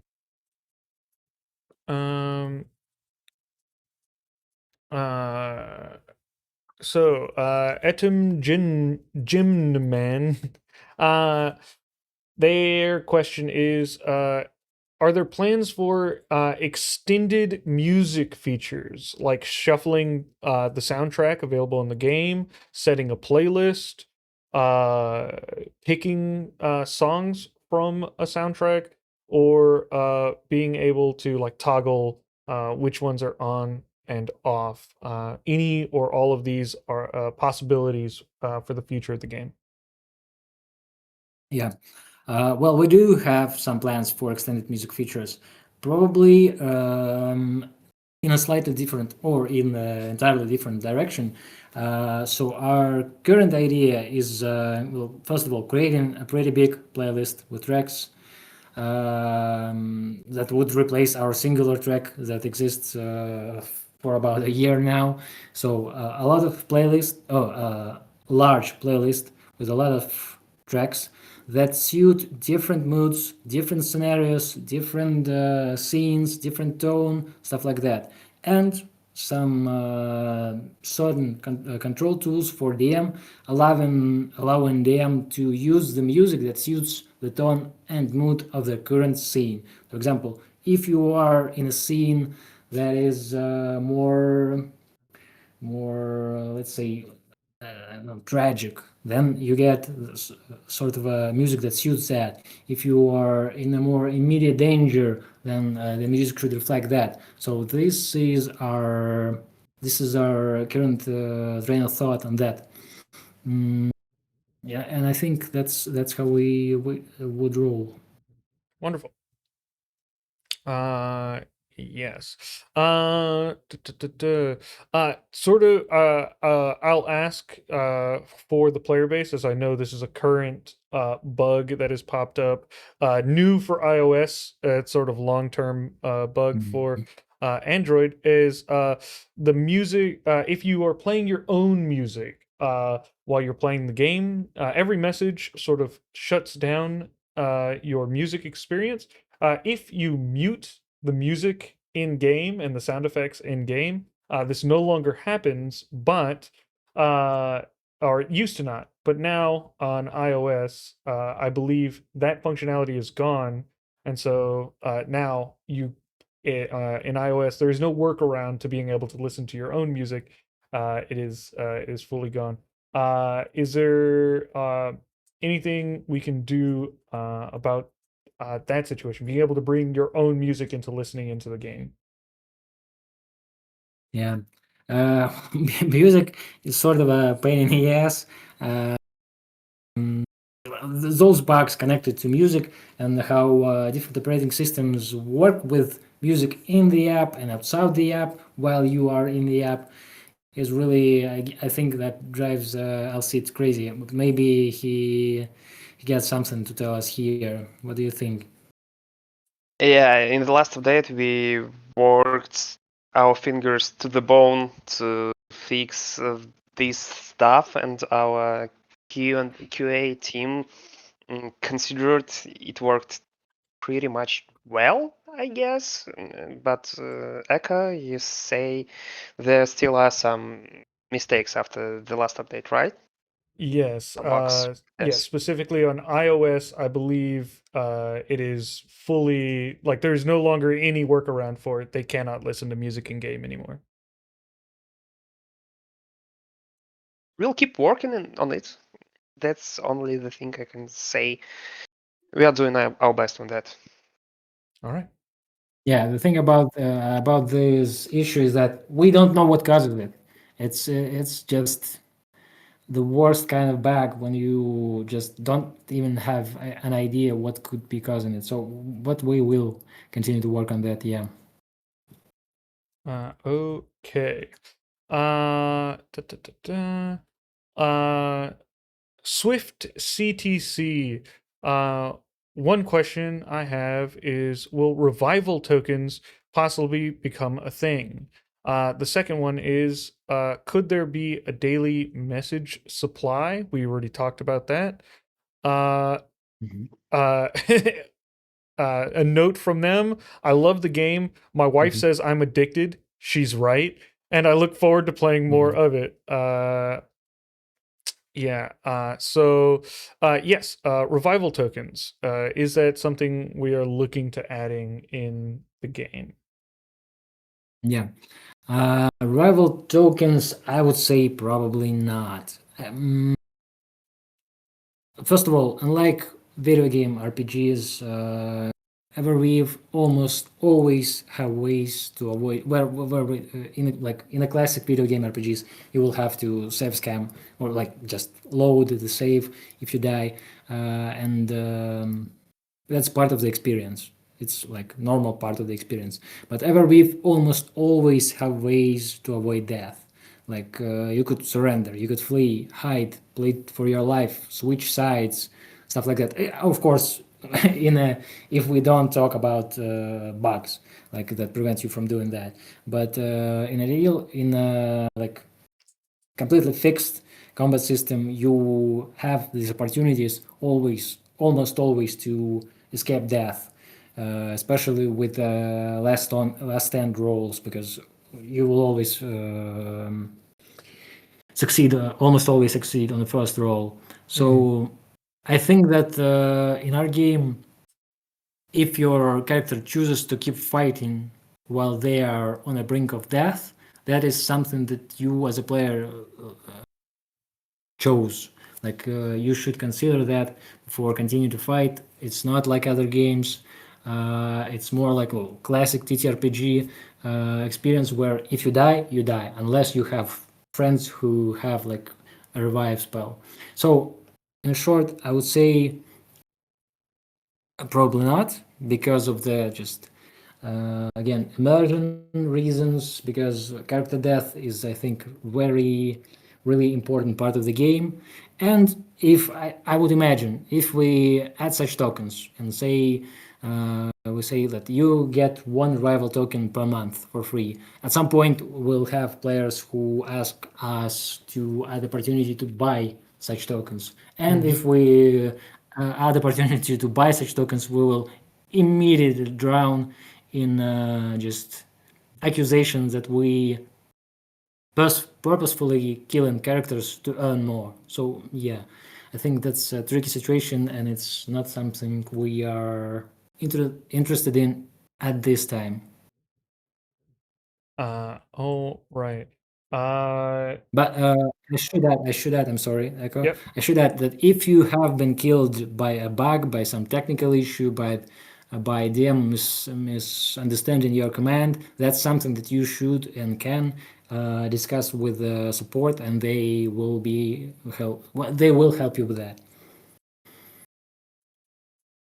Yes. Very good. Just checking. People are saying that you are cutting out from time to time. I'm hearing you just fine. I'm not hearing you cut out. I have heard like momentary stutters, but it hasn't been any long-term thing. Just if we can get confirmation from the chat, are people able to hear Andy? Fine. Love it. Seems fine. Yeah. Been through. Okay. Okay. So yeah, it seems like just a couple of people having audio issues. Looks like you're good. All right.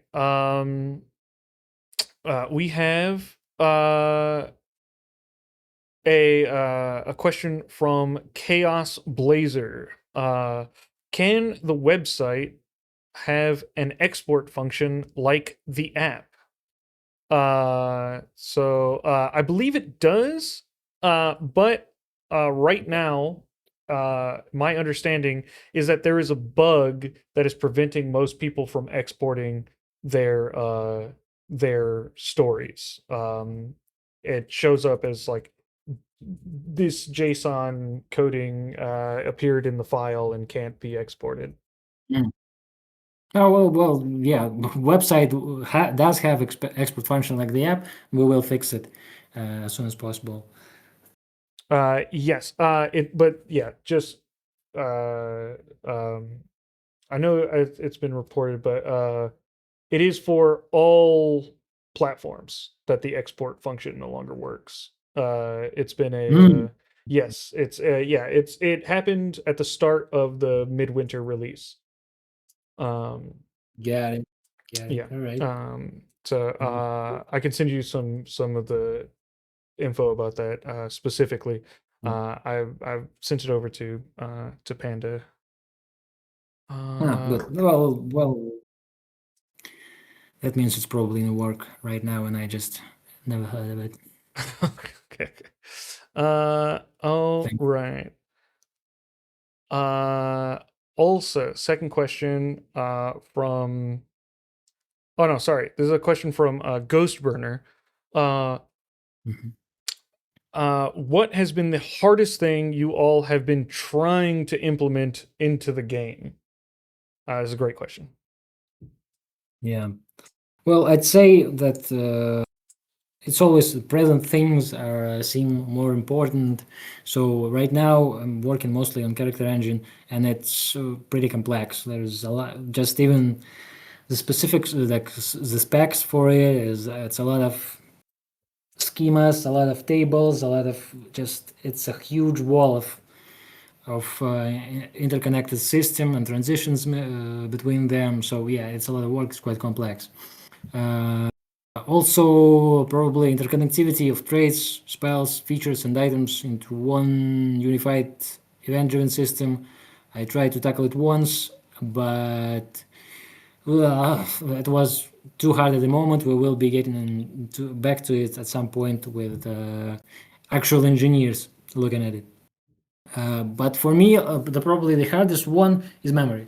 It's always been memory. It's always gonna be the memory. We are dealing with stories that are literally tens of thousands of pages long. So it's incredibly difficult to properly test and observe the performance at such scales before. As you can imagine, you need first of all you need a play to play through huge adventure, then to check it against the memory specs that were created in the process. And if it didn't work out exactly how you planned, you get to do it all over again. So it's the most complex for me, the most hard thing for me to do. But I think LC it probably has a different idea. Yeah, thank you for the question. First of all, I would like to agree with Andy. Speaking about so long stories, and I want to really thank our audience that play such long stories and share their experience, their opinions with us. So, first of all, that allows us to become better. Thank you, guys. You're awesome. As for me, I think the main idea of the application itself is pretty difficult to be implemented. Let me explain. When you are speaking about usual AI, chat, GPT, and so on, they can do whatever, but they can do whatever so I would say. Of course, they become smarter, they become better, but all in all, they are not really cool. Our game should be really specific and should be really great in those specific features. And in the very beginning of the development, there were no tools that could help us validate AI answers, correct them before showing to the player, and so on. And after this year, of course, some players still struggle with AI behavior in some cases, but we try to do our best, and I think it became much better for the past year. Moreover, there are no research or some good articles on how to make AI to do what you want. So, as Andy already mentioned, we are on the bleeding edge of the technology, and we have to try to understand the AI behavior by ourselves. I think that's the answer. Yeah, so experimentation and figuring things out on our own and learning to control AI, yeah, it's a really difficult thing to do. Yeah, I think that while ChatGPT, well, I'll see talking about ChatGPT, like they have an amazing like foundation system, right? It's obviously an amazing technology by itself, but their application is pretty much really shallow. It's just a text chat mostly. But yeah, we just using their obviously amazing piece of technology, but we drive it really deep into a very specific field, and that can be difficult. All right. We have a question here from Smurf Archer, Divine Strike, one of our helpfuls. A few of these have already been answered, but their last question seems pertinent. So, in addition to when will shields work, which we've talked about, is there any timeline when spells that add to AC will also function more consistently? I believe we touched on this with buffs and things. But their last question is Is there a plan to implement message gifting? This has been a huge request from the community. They want to be able to send packs to their friends and things like that. So yeah, is that something we're working on? Yeah, well, I believe you passed it to me, and we are working on it. We decided that this sounds like a great feature, sounds like a great idea. We are already working on it at the moment. So, and the way it would be working is you just, well, you have another item in the shop that you can buy, and after buying it, you will get a code that you can send to whoever you want. So yeah, at this level, it's already in the works and will be available rather soon. Awesome. And then last question from our previously sent questions by Truxton. Main problem I've run into is the inventory and coin issues. I'm sure the devs know about it. Just curious, is there plans in place to update slash improve upon the system? We talked a bit about the inventory, but specifically coins have been a big issue for people.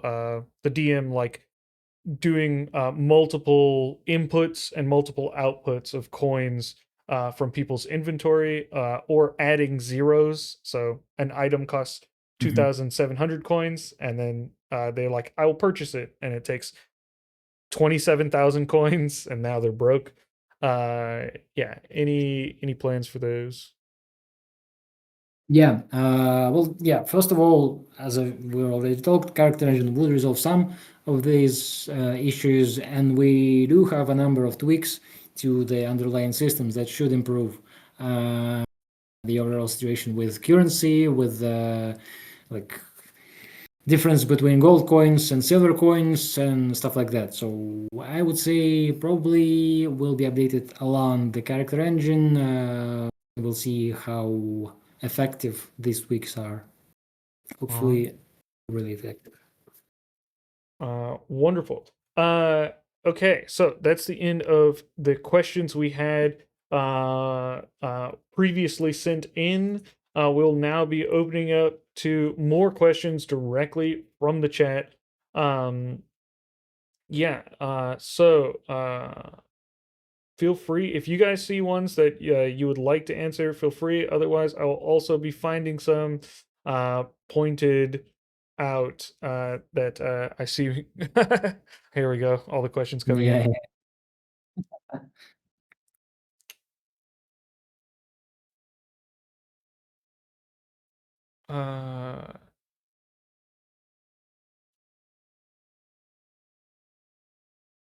How will the new conversation how will the new character engine handle multiple characters involved, like a group meeting or debrief? To be honest, we are not set on it yet. There is certain issues with having multiple characters involved in a group meeting. If we will be able to solve them pretty soon, then well, it will be handled just fine. But if we will not, then at the initial release of the character engine, it will be just 1v1 conversations at a time, like it works in well, mostly works in classic video game RPGs. Lovely.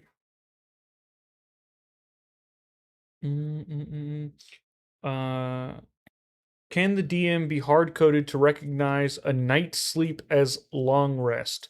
Oh yes, this comes up a lot. The DM not realizing that you're trying to subtly hint that you want a long rest without actually typing it out in the chat. I guess I get well, probably not hard coded. Without any like we can put together a system where if we recognize a word sleep in the chat in the DM's response, we will inject some kind of a notice to them. Hey, it looks like someone is sleeping. If that is a player character, make sure they are getting a long rest. But it will come with a lot of issues when you just cast spell sleep or someone just mentions sleep. I'm pretty sure. So probably hard code, no, but improvement on that point could be just achieved by some more thoroughly prompting. I will be noting that to myself for next prompt version. We got one here.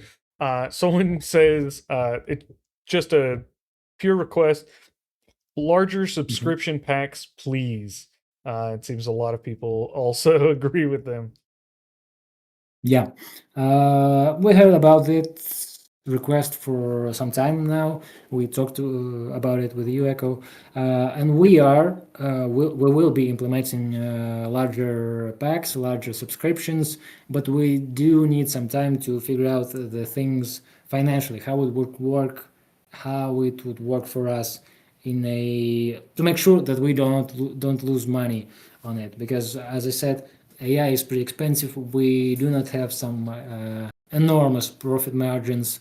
So we need to figure out how much of a discount we can give. Should we increase the current discount for larger packs? Obviously, it would be great if we could increase, but for now, we just need to see the data, look into the data, financial data, and figure it out, which we are doing right now. Wonderful.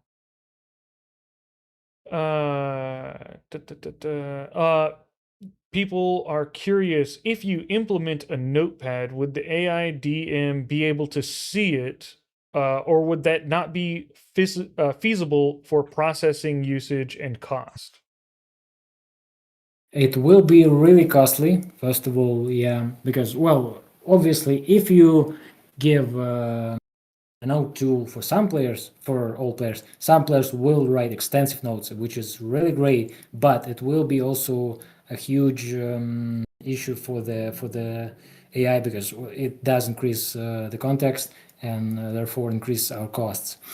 So, and again, it could be used as a cheating tool. So probably no. Will be, at least right now, I think that it should be a tool for you to remember the stuff that happened, not for DM to remember things. Okay. This is Destroyer would like to know: is it possible to add character passive abilities onto the PC version? So yeah, there's a few UI differences between the PC version and the mobile version. One of those is that active abilities show up, but passive abilities are not found on the PC version right now. Yeah, our UI designer already works on a new version of the character sheet for PC version, web version, so it will be updated. Yeah. Lovely.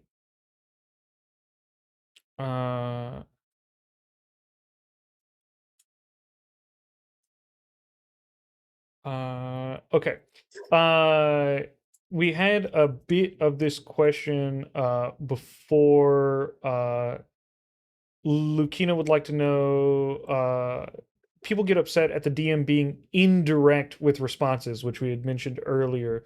But she was wondering if is this like an issue with the player prompting the DM to get that response, or would this be more of a general issue you would have to fix on our side for the DM to be more direct with their responses? Well, I think it's a mix of both. Sometimes, yeah, a DM can get somewhat avoidant if players use like a third-person perspective. They are talking about their character not as I and as, oh, my character does that, like, or they are typing really short responses, or vice versa, really long responses. I think that from what I see, it can influence DM being sort of avoidant towards the player with their communication. But also sometimes it just pops up. There's probably some semantic vector reason for that we probably will never know why. So there is both something that we should do on our side in improving AI, and some things that we, again, I guess we can do through tutorial on like setting the player on a correct path, on how to interact with DM. Tutorial, something that is in the work right now, and it's just about, sometimes it's also that, yes, just about how players interact Okay. with the DM. Jay has a question. Is there other places to purchase packs to get around the Play Store and iOS stores taking percentages? So more money is directly given to you, the developers. Well, yes, you can buy packs on the web version. There is a slightly lesser percentage on the web version for us, but it's really marginally smaller, not too much of a difference for us. So you just buy wherever you are more comfortable, wherever it's easier for you. Okay. Caboose would like to know, would it be possible to have a summary button or just a summary displayed of the story of your character when they die? So just like a recap of the adventure you had went through. Yes, I think. Well, when we first even created an opportunity for a character to die, we have implemented a little bit of a like special mechanism for DM to give a small short resume of your adventure as a whole. And obviously, with larger and larger adventures, right now it works worse and worse. So we will be looking into it again. Where, yeah, I think that after your character dies, it's a great it would be a great thing to get a short summary of their adventure, maybe of what the world looks after your character leaves it. So yeah, that's something that will be implemented at some point. I like it. All right. Uh, Rosebud says, I've had a couple issues with AoE spells only hitting one target. And I'll add to that, occasionally hitting the player themselves instead of hitting the target. Mm. Will we ever get some better spatial awareness for better use of movement and spells? Yes, 100%. As I mentioned, we will be updating the combat system overall, and the AoE spells, and just the better tracking of spaces between characters will be a part of that. It's not going to be just straight up distance system, but it will be improved, I think, a lot in terms of just correct targeting and stuff like that. So yeah, it's something that we are working on. Okay. This is just sort of a company philosophy question. I've seen a lot of questions specifically about if people could support you through Patreon or anything like that. We're pretty consistent in the server about mentioning the previous Patreon that was available Yeah. and the company philosophy. But I think hearing it from you, how can people best support Everweave if they would like to see the game prosper? Well, I'd say that playing the game and being present in the community, maybe spreading awareness about the game, talking about it with your friends, with your at your gaming table, stuff like that, will is enough for us, right? We like, as much obviously, as much as money helps any company to prosper, I think there's a lot more value in you just enjoying the game and talking to people about it. So yeah, that's it. I don't see, well, we will be implementing some additional like monetization options that are not really necessary, like additional dice, stuff like that. I guess people can use that as a way to support us. All right. Okay. I think we've caught up to the chat. for most of the questions I've seen that we haven't answered.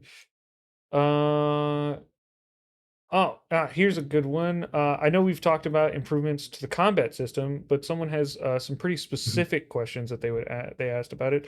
Will there be improvements on the battle DM using the biography item descriptions to understand characters' builds? I usually end up having to remind the DM every time I should be rolling several damage dice for a particular ability. That also goes for modifiers, any sort of special items or things that you've picked up during the story, things like that. Well, if we are talking about traits and abilities that are already should be implemented in the game, then well, again, that's just a part of the combat update that we are working on, with just fixing a lot of bugs, fixing a lot of issues, seeing where initial architecture isn't working properly and we should update it. So yeah, that's kind of a one part, and another part is like items, magical items with active properties or abilities that player characters picked up along the way. That is will only be available and will be only like worked on after, well, things that I mentioned, like our next development goals is magic item generation, fully fledged, and ability generation. So that's when these things will be implemented for actually. Right now, yeah, they are just sort of a narrative interpretation sort of things. Okay. Yuki-chan would like to know what is your favorite color? Mine? Yes. Well, let's ask all guys. Well, mine is black. I'm pretty plain and born in that way. So that is that. I'll see. What's your favorite color? I guess it's some sort of blue, probably. Like dark deep blue, you know? Dark deep blue. Got it. Jen? Mine is green. Green. That's a good color. Yeah, mine is also a dark blue. I love me a midnight blue. Yeah, very good. Midnight is blue. Is yeah. It's pretty. It has some depth to it. I know. Okay.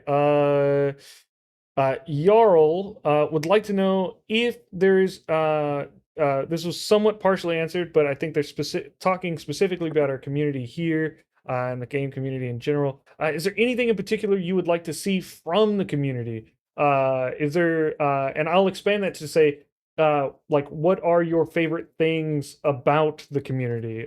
Things that you see in the Discord or hear about from community updates or interacting with the players. Yeah. I think. Well, first of all, when we just created a Discord server, I was initially skeptical. I thought that, Jesus Christ, it's immediately gonna turn into some kind of scandal. It's gonna be a lot of hate. People will hate us because it's AI, and will just come and talk to us about how bad AI is. And I've been disproven day after day, to this day, like a year after, more than a year after. It's still a great community, a really positive one, really constructive one. When it comes to, I see when I see when I look at any other gaming community, even for games that people really genuinely like, I always see these roller coasters of a people's opinion, where they are one day they are hating developers for something, the other day they are like, whoa, devs are cooking, stuff like that. But we are really steady, really positive, really constructive about our feedback, and there's nothing I love more than being I don't know, constructive, and suggesting something new and driving the things forward. Maybe guys, do you have something to add? I guess they don't. I will say my piece as a Yeah. community manager. I spend much of my time here in the Discord interacting with the community and seeing you guys in the live streams and things. I love to see the community showing excitement for the game, and not only that, but then sharing that excitement with the people who join in, who are just coming in for a quick curiosity. Hey, I have a question, I have a bug report, and then being greeted by the helpfuls, by our mods, going to the bugs, and then getting quick responses from Jarl and our various helpfuls. Yeah. Being as just as kind and welcoming a community as possible. Yeah, just I'm so happy every day that we have I think one of the best large communities on Discord. When people join, they after they've been here for a few days, they go, "Wow, this Discord server is so nice and welcoming. Thank you so much." I love to see that, and that is something that you all have done. Yeah, if everyone decided to rebel, there's not much we could do, but everyone does their part to try and be helpful and useful. And yeah, so that's what I particularly enjoy about the community. Yeah. Likewise. Let's see. Um. Oh, okay. So Kage Spade, Smurf Ninja Spy, one of our helpfuls, would like to know, have any of the devs played a shinobi ninja or a samurai fighter character? That I will expand that to be what sort of characters do you play when you do play Everweave, or if you have time to play Everweave. I imagine JNN does not have a ton of time to be able to do so, but Yeah. yeah. Well, I think. Well, I think that I mostly enjoy the warlocks in Everweave, and paladins recently, and paladins in D&D, regular D&D, recently too. Just because I sort of digged a little deeper into lore of the paladins and figured that they are not actually connected to a deity, and just they are their own source of power, and I really think resonated with that idea. But I never played never played at all any shinobi, ninja, or a samurai fighter character in D&D. Well, mostly because I am also a forever DM and very rarely get a chance to play in a D&D. What about you guys? What do you prefer? As for me, I have also never played some shinobi characters. Speaking about Everweave, I usually play barbarian, but I'm really fond of and really waiting for the wizard, and because it's my favorite class in D&D. So, wizard guys, I'm together with you. I've also never played shinobi or samurai characters in D&D, and whenever I get free time to play the game, I usually play barbarians as well. All right. Barbarians. What about you, Echo? Yes. So, many of you may know that I was a tester for Everweave before I was a community manager. Yeah. And so I have played all the classes, and I've had about 300 characters at this point. So I have, in fact, played a shinobi and a samurai. But for me, what I most enjoy are monks. So that is the class I am hoping and praying will for the day that it'll come. I love to get in there and do martial arts combat, and do punching, kicks, and flipping, and key and a wise old man who's somehow like super agile and dexterous. Yeah, all of these concepts I love to death. So yeah, for me, monk is what I prefer to play whenever I do play. Nice. Nice. Never actually played monk. Never understood the attraction of this, but I guess for each its own. Its own. uh, yes, we talked about distance implementation. Da, da, da, da.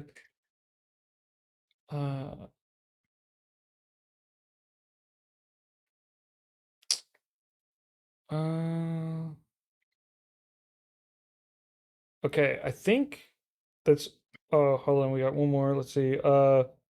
Would it be possible to have a save option for characters as templates, like the ones already on the menu, for easier remaking characters without using outside sources? That's interesting. Perhaps you like to play the same OC, but give them a different backstory every time. So having the option to sort of select your own pre-built character. Mm-hmm. Well, I think, yeah, that is an interesting suggestion. I think that at some point, yeah, that could be a good idea. Probably not right now, because we are mostly focused on new systems and new like things to add to the game that solve different players' issues. But yeah, I think at some point we will be doing that, and probably not even too difficult. Probably should be done this year, I think, Awesome. at the very least.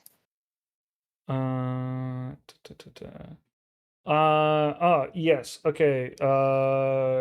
Tom Bull, I will sort of expand out that question. Uh, any thoughts on implementation and timelines for adding various themes and settings to your games, like having specific boxes to put that information sort of more compartmentalized, so people know. So instead of being like reading the guide and learning that you can put all of this stuff in your Mhm. backstory and have it consistently in the game, having those things be boxes that are prompted for people to put that information in. Hey, I want the setting to be like this thing, and we can have like the Mhm. example text inside to be like an example, you know, Mhm. mid-century, like 18th century, like London or whatever. Some situation like that, so that people can do those sort of edits to their story.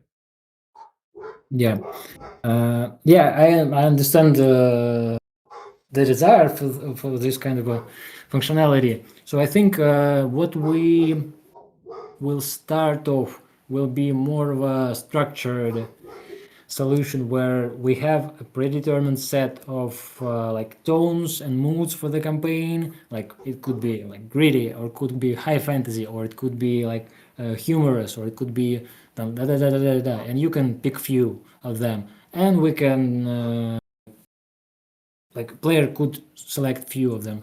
I think that's something that we will be implementing around the spring. It doesn't sound too difficult to me. Uh, Regarding the setting, I probably would say no. I don't have currently plans for that. Why? Because well, every bit of graphic that is currently in the game is and we will be adding much more with the character engine, because we will be getting character portraits that our artist is currently working on. So every bit of the graphic that we have of art that we have is created for medieval fantasy setting, average well-rounded fantasy. So if we would allow player to say, hey, you can choose whatever setting you want to, and someone says, "Oh, all right, I want to play in a cyberpunk," then there's sort of this disconnection because we sort of implemented this functionality, but then player starts to roll with it, and it turns out that it doesn't really do proper for that functionality because there are still mostly villages and medieval cities and simple houses and dungeons and stuff like that. So yeah, I'd say that tones and moods and things like that we will be adding, but settings for now probably not. But the ultimately at some point we will be creating our own settings with a fully completed set of graphics for that accompanying and with world maps and with lore integrated into the game. So yeah, at some point players will be able to choose from that. I think that's our philosophy. Okay. All right. One of our prolific item creators would like to know, could we have a feature in the inventory that allows items to be directly tapped to share in chat? This could use either the item name or the item ID. So basically tap the item so that all of the relevant information for the item is in the message. So whenever you say like, I would like to use tap the item, so the ID is there, and then continue your message, and then that way the DM is fully locked into exactly what you're trying to do and doesn't like misinterpret you saying, my winter's banned to deal cold damage. And it has to interpret that that's an item to go look up. Mm-hmm. Yeah, I got it. I think that this could be a good idea. But we will have to look into it. I already see some issues that stem from the way that inventory works in our game because, as you echo know, narrative DM does not have actual control over inventory. It's a different subsystem that he addresses whenever he needs something to do with inventory. So I think it's something that we should look into, but it could work in a similar way. For example, for active abilities, I do think that this could be implemented in some way, like after we do more in terms of the interface and usability. For example, where players would be able through interface use abilities, right? Where they are just press a button and we know that they are using that ability, and maybe they even able to choose a target on which they are using that ability. So we could do a similar thing with abilities that have active properties. Probably Lovely. not too soon though. Okay. I see someone mentioned. Yes. A common request. People would love to be able to see their characters in game. We've talked about there are several different types of requests for this. I think the most popular is whether or not they could just upload a picture of their character to have somewhere on their character sheet. But others include generating a picture with some sort of art generation, or those are the main two ways. Having those as options in the game. Yeah.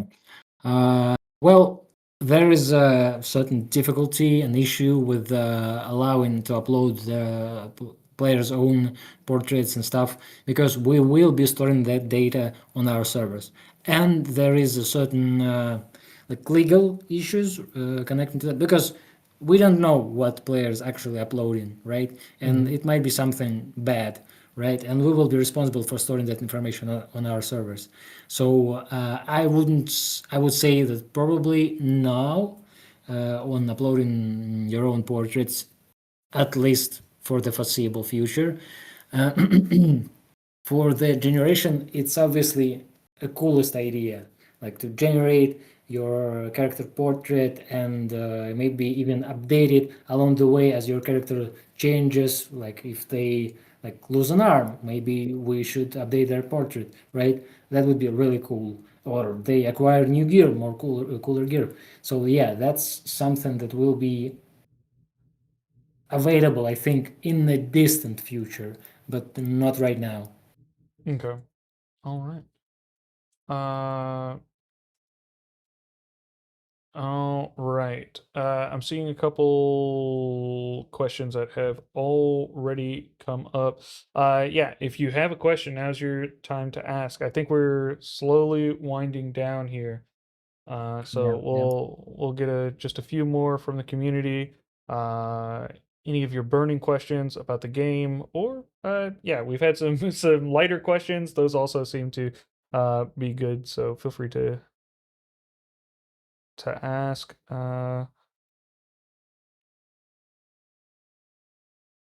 A library to choose from is great. Maybe with AI too. Yeah, yeah, yeah, yeah.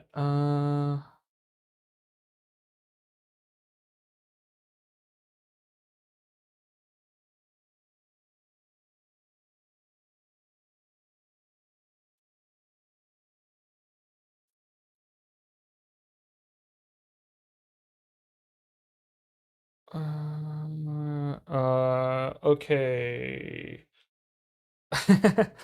Okay. Here's a good question from Tom Bull. As far as background images for the game, Mhm. when can people expect to see more types of backgrounds and things like that? What are are there scenes that we haven't fully implemented yet? Perhaps like mountains or something like this, Mhm. cliff sides. Mhm. Yeah, I think, well, first of all, it's planned. Something along the way is planned. Probably, I would say along around late spring. So, in the way it would work right now, we only have like biomes, right? If you are in a forest biome, you get just a forest picture. Usually, it's a forest road, I think, right now. But we will be like deepening the whole environment system with the DM able to set the biome and then the location or some type of the location that you are in. So we will have like forest, and forests will have like roads and clearings and thickets and like forest lakes and stuff like that. So for every biome there will be a lot more variation types of environment that you can find yourself in, and hopefully we also will be able to complete it with sound system that with an environment sound system that suits the each type of biome and each type of environment, and also time of the day and also season, because right now it's often that players find themselves in a winter forest, like snowy forest, but we only have like basic forest background, right? Right. So the environment system will be covering that too. Okay. I see someone is asking about crafting. That uh Yeah, so curiosity about crafting. Will there be some sort of crafting system implemented? Because right now, I think most people, if they aren't adventuring for their magic items, Hmm. they're shopping for them. Uh, Hmm. Crafting is vaguely in the game, but will we try Hmm. and add like a system to it, points or material requirements, things like this that you would have to adventure for, purchase, or things like that to go through and build your own magic items, perhaps with like set effects. Here's a little bonus Hmm. to damage. Here's a +1 to hit. Things like that. Hmm. I'd say that the definitely want to see that in the game, but it's definitely not the current priority because we first want to make sure that the core of the game, the adventuring part, the fighting part, the building a relationship with your companions, works as great as it possibly could. Then I think that even at some point in the future, next year, not 26th year, yeah, like maybe 27th year, we will be adding more deep, actually gamified system into the Everweave.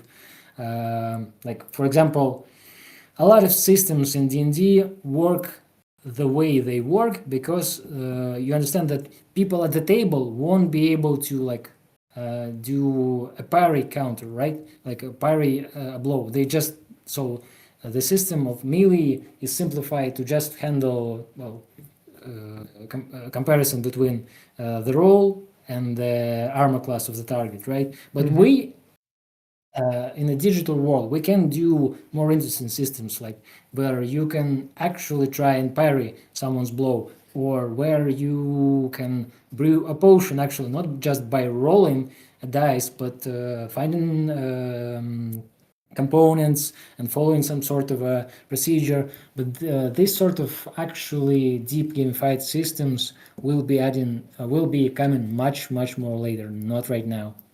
Okay. That's cool. It's sort of a you could do it's still turn based, but you're doing sort of a clair obscure like Yeah, parry yeah, and yeah, yeah, bonus yeah. to attack type situation. All right, very cool. Yeah. Um, And I think Jarl. players will be able. I'm sorry. I think we'll still be able to like players before they start the campaign. They will still be able to choose. For example, I don't want to just play like sweat, right? I don't want to sweat the game. I want to just roll the dice, and they have such options. But if they are more interested in a more gamified experience, they will be able to choose between these two options. Okay. I think this will be our last question for the session. And then any closing notes that you guys would like to do. What's the next big project planned after the character engine, if it's known? Jarl Scavenger would like to know. Yeah, the probably the most next big thing. Well, it doesn't feel probably from the players' point of view as a big thing, but it is for us, just in terms of scope of development and work that's supposed to go into it. Is it just well item generation system and ability generation system? Because I completely get the power trip part of the adventuring, right? Becoming stronger and customizing, getting your own, making your adventure and your character your own, and finding abilities, finding magical loot is a big part of that. So I think this is obviously the things that our players really interested in, really try to do right now with broken tools as much as they are broken. So I think that this should be like from players perspective it probably just seems like, oh, this is just like a, a bug fix, but for us it's a big system, and I think that it should feel good for players. Awesome. Lovely. Okay. So that will be ending the Q&A portion of the live stream. Now we'll just be doing any sort of last wrapping up. Andy, Alcide, or JNN, if you guys have any specific thoughts, concerns that you would like to let the community know, or if you have particular advice. If your experience, JNN might have experience with bugs where there's a, hey, actually, if you just don't do this one thing, you will experience way less bugs, stuff like that. Anything like that that you would like to share some wisdom, thoughts, concerns with the community at large, we can do so now before wrapping up the event. Yeah, well, first of all I would like to say thank you for everyone who's been there, who listened for us for 2 hours, who's so much interested in this project, in this game. They are ready to sit 2 hours to listen in for some guys. Thank you. Thank you for playing this game. 3 hours. Jesus Christ. Yeah, true. 3 hours. Yeah. We really couldn't be happier with our community. We love you. We appreciate you. We appreciate your feedback. We appreciate you playing the game, telling us about the bugs, being here with us, and stuff like that. Regarding some kind of a tip, I think my tip advice is already in the game. Don't shy away from the failure. And I already said it today. Don't shy away from the failure. Failure is a part of the journey, and it's really important part of the journey for you as a person and for your character as as your representation in the fantasy world. It's really the previous failures is what drives the success home when you finally get to it. Yeah, that's on my side. I'll see. You have something? Yeah, thank you, Andy. I would also like to thank our players, to thank our community. You're really great guys. I do not have probably any tips for playing. I probably have a small request for you. I have just sent an image into the chat, and I have just mentioned there are 999 points in our App Store for the application. So to break the first thousands of reviews during the first Q&A session would be probably the great opportunity to remember this day. But all after all, thank you for choosing us. You are really great guys. Thank you. Jan, do you have anything for us? I don't have any particular advices to our players because most of the time bugs occur because of AI, and it's not the player's fault. But I would also like to thank Echo, Whitestone Andy, and LC for wonderful Q&A session. And thank you all for coming and staying until the end. You're all the best. Thank you. All right. Thank you, JNN, Alcide, and Andy, all for participating in this Q&A. Yeah, we've got a lot of engagement, and I think I'm recording it here, so there will be a lot of the community who weren't able to make it here will be able to watch and read it later. So yeah, thank you so much for participating. Thank you everyone for your questions.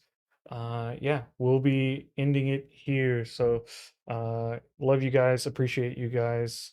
Enjoy your Sunday, and good night to those of you on the other side of the world. Yeah.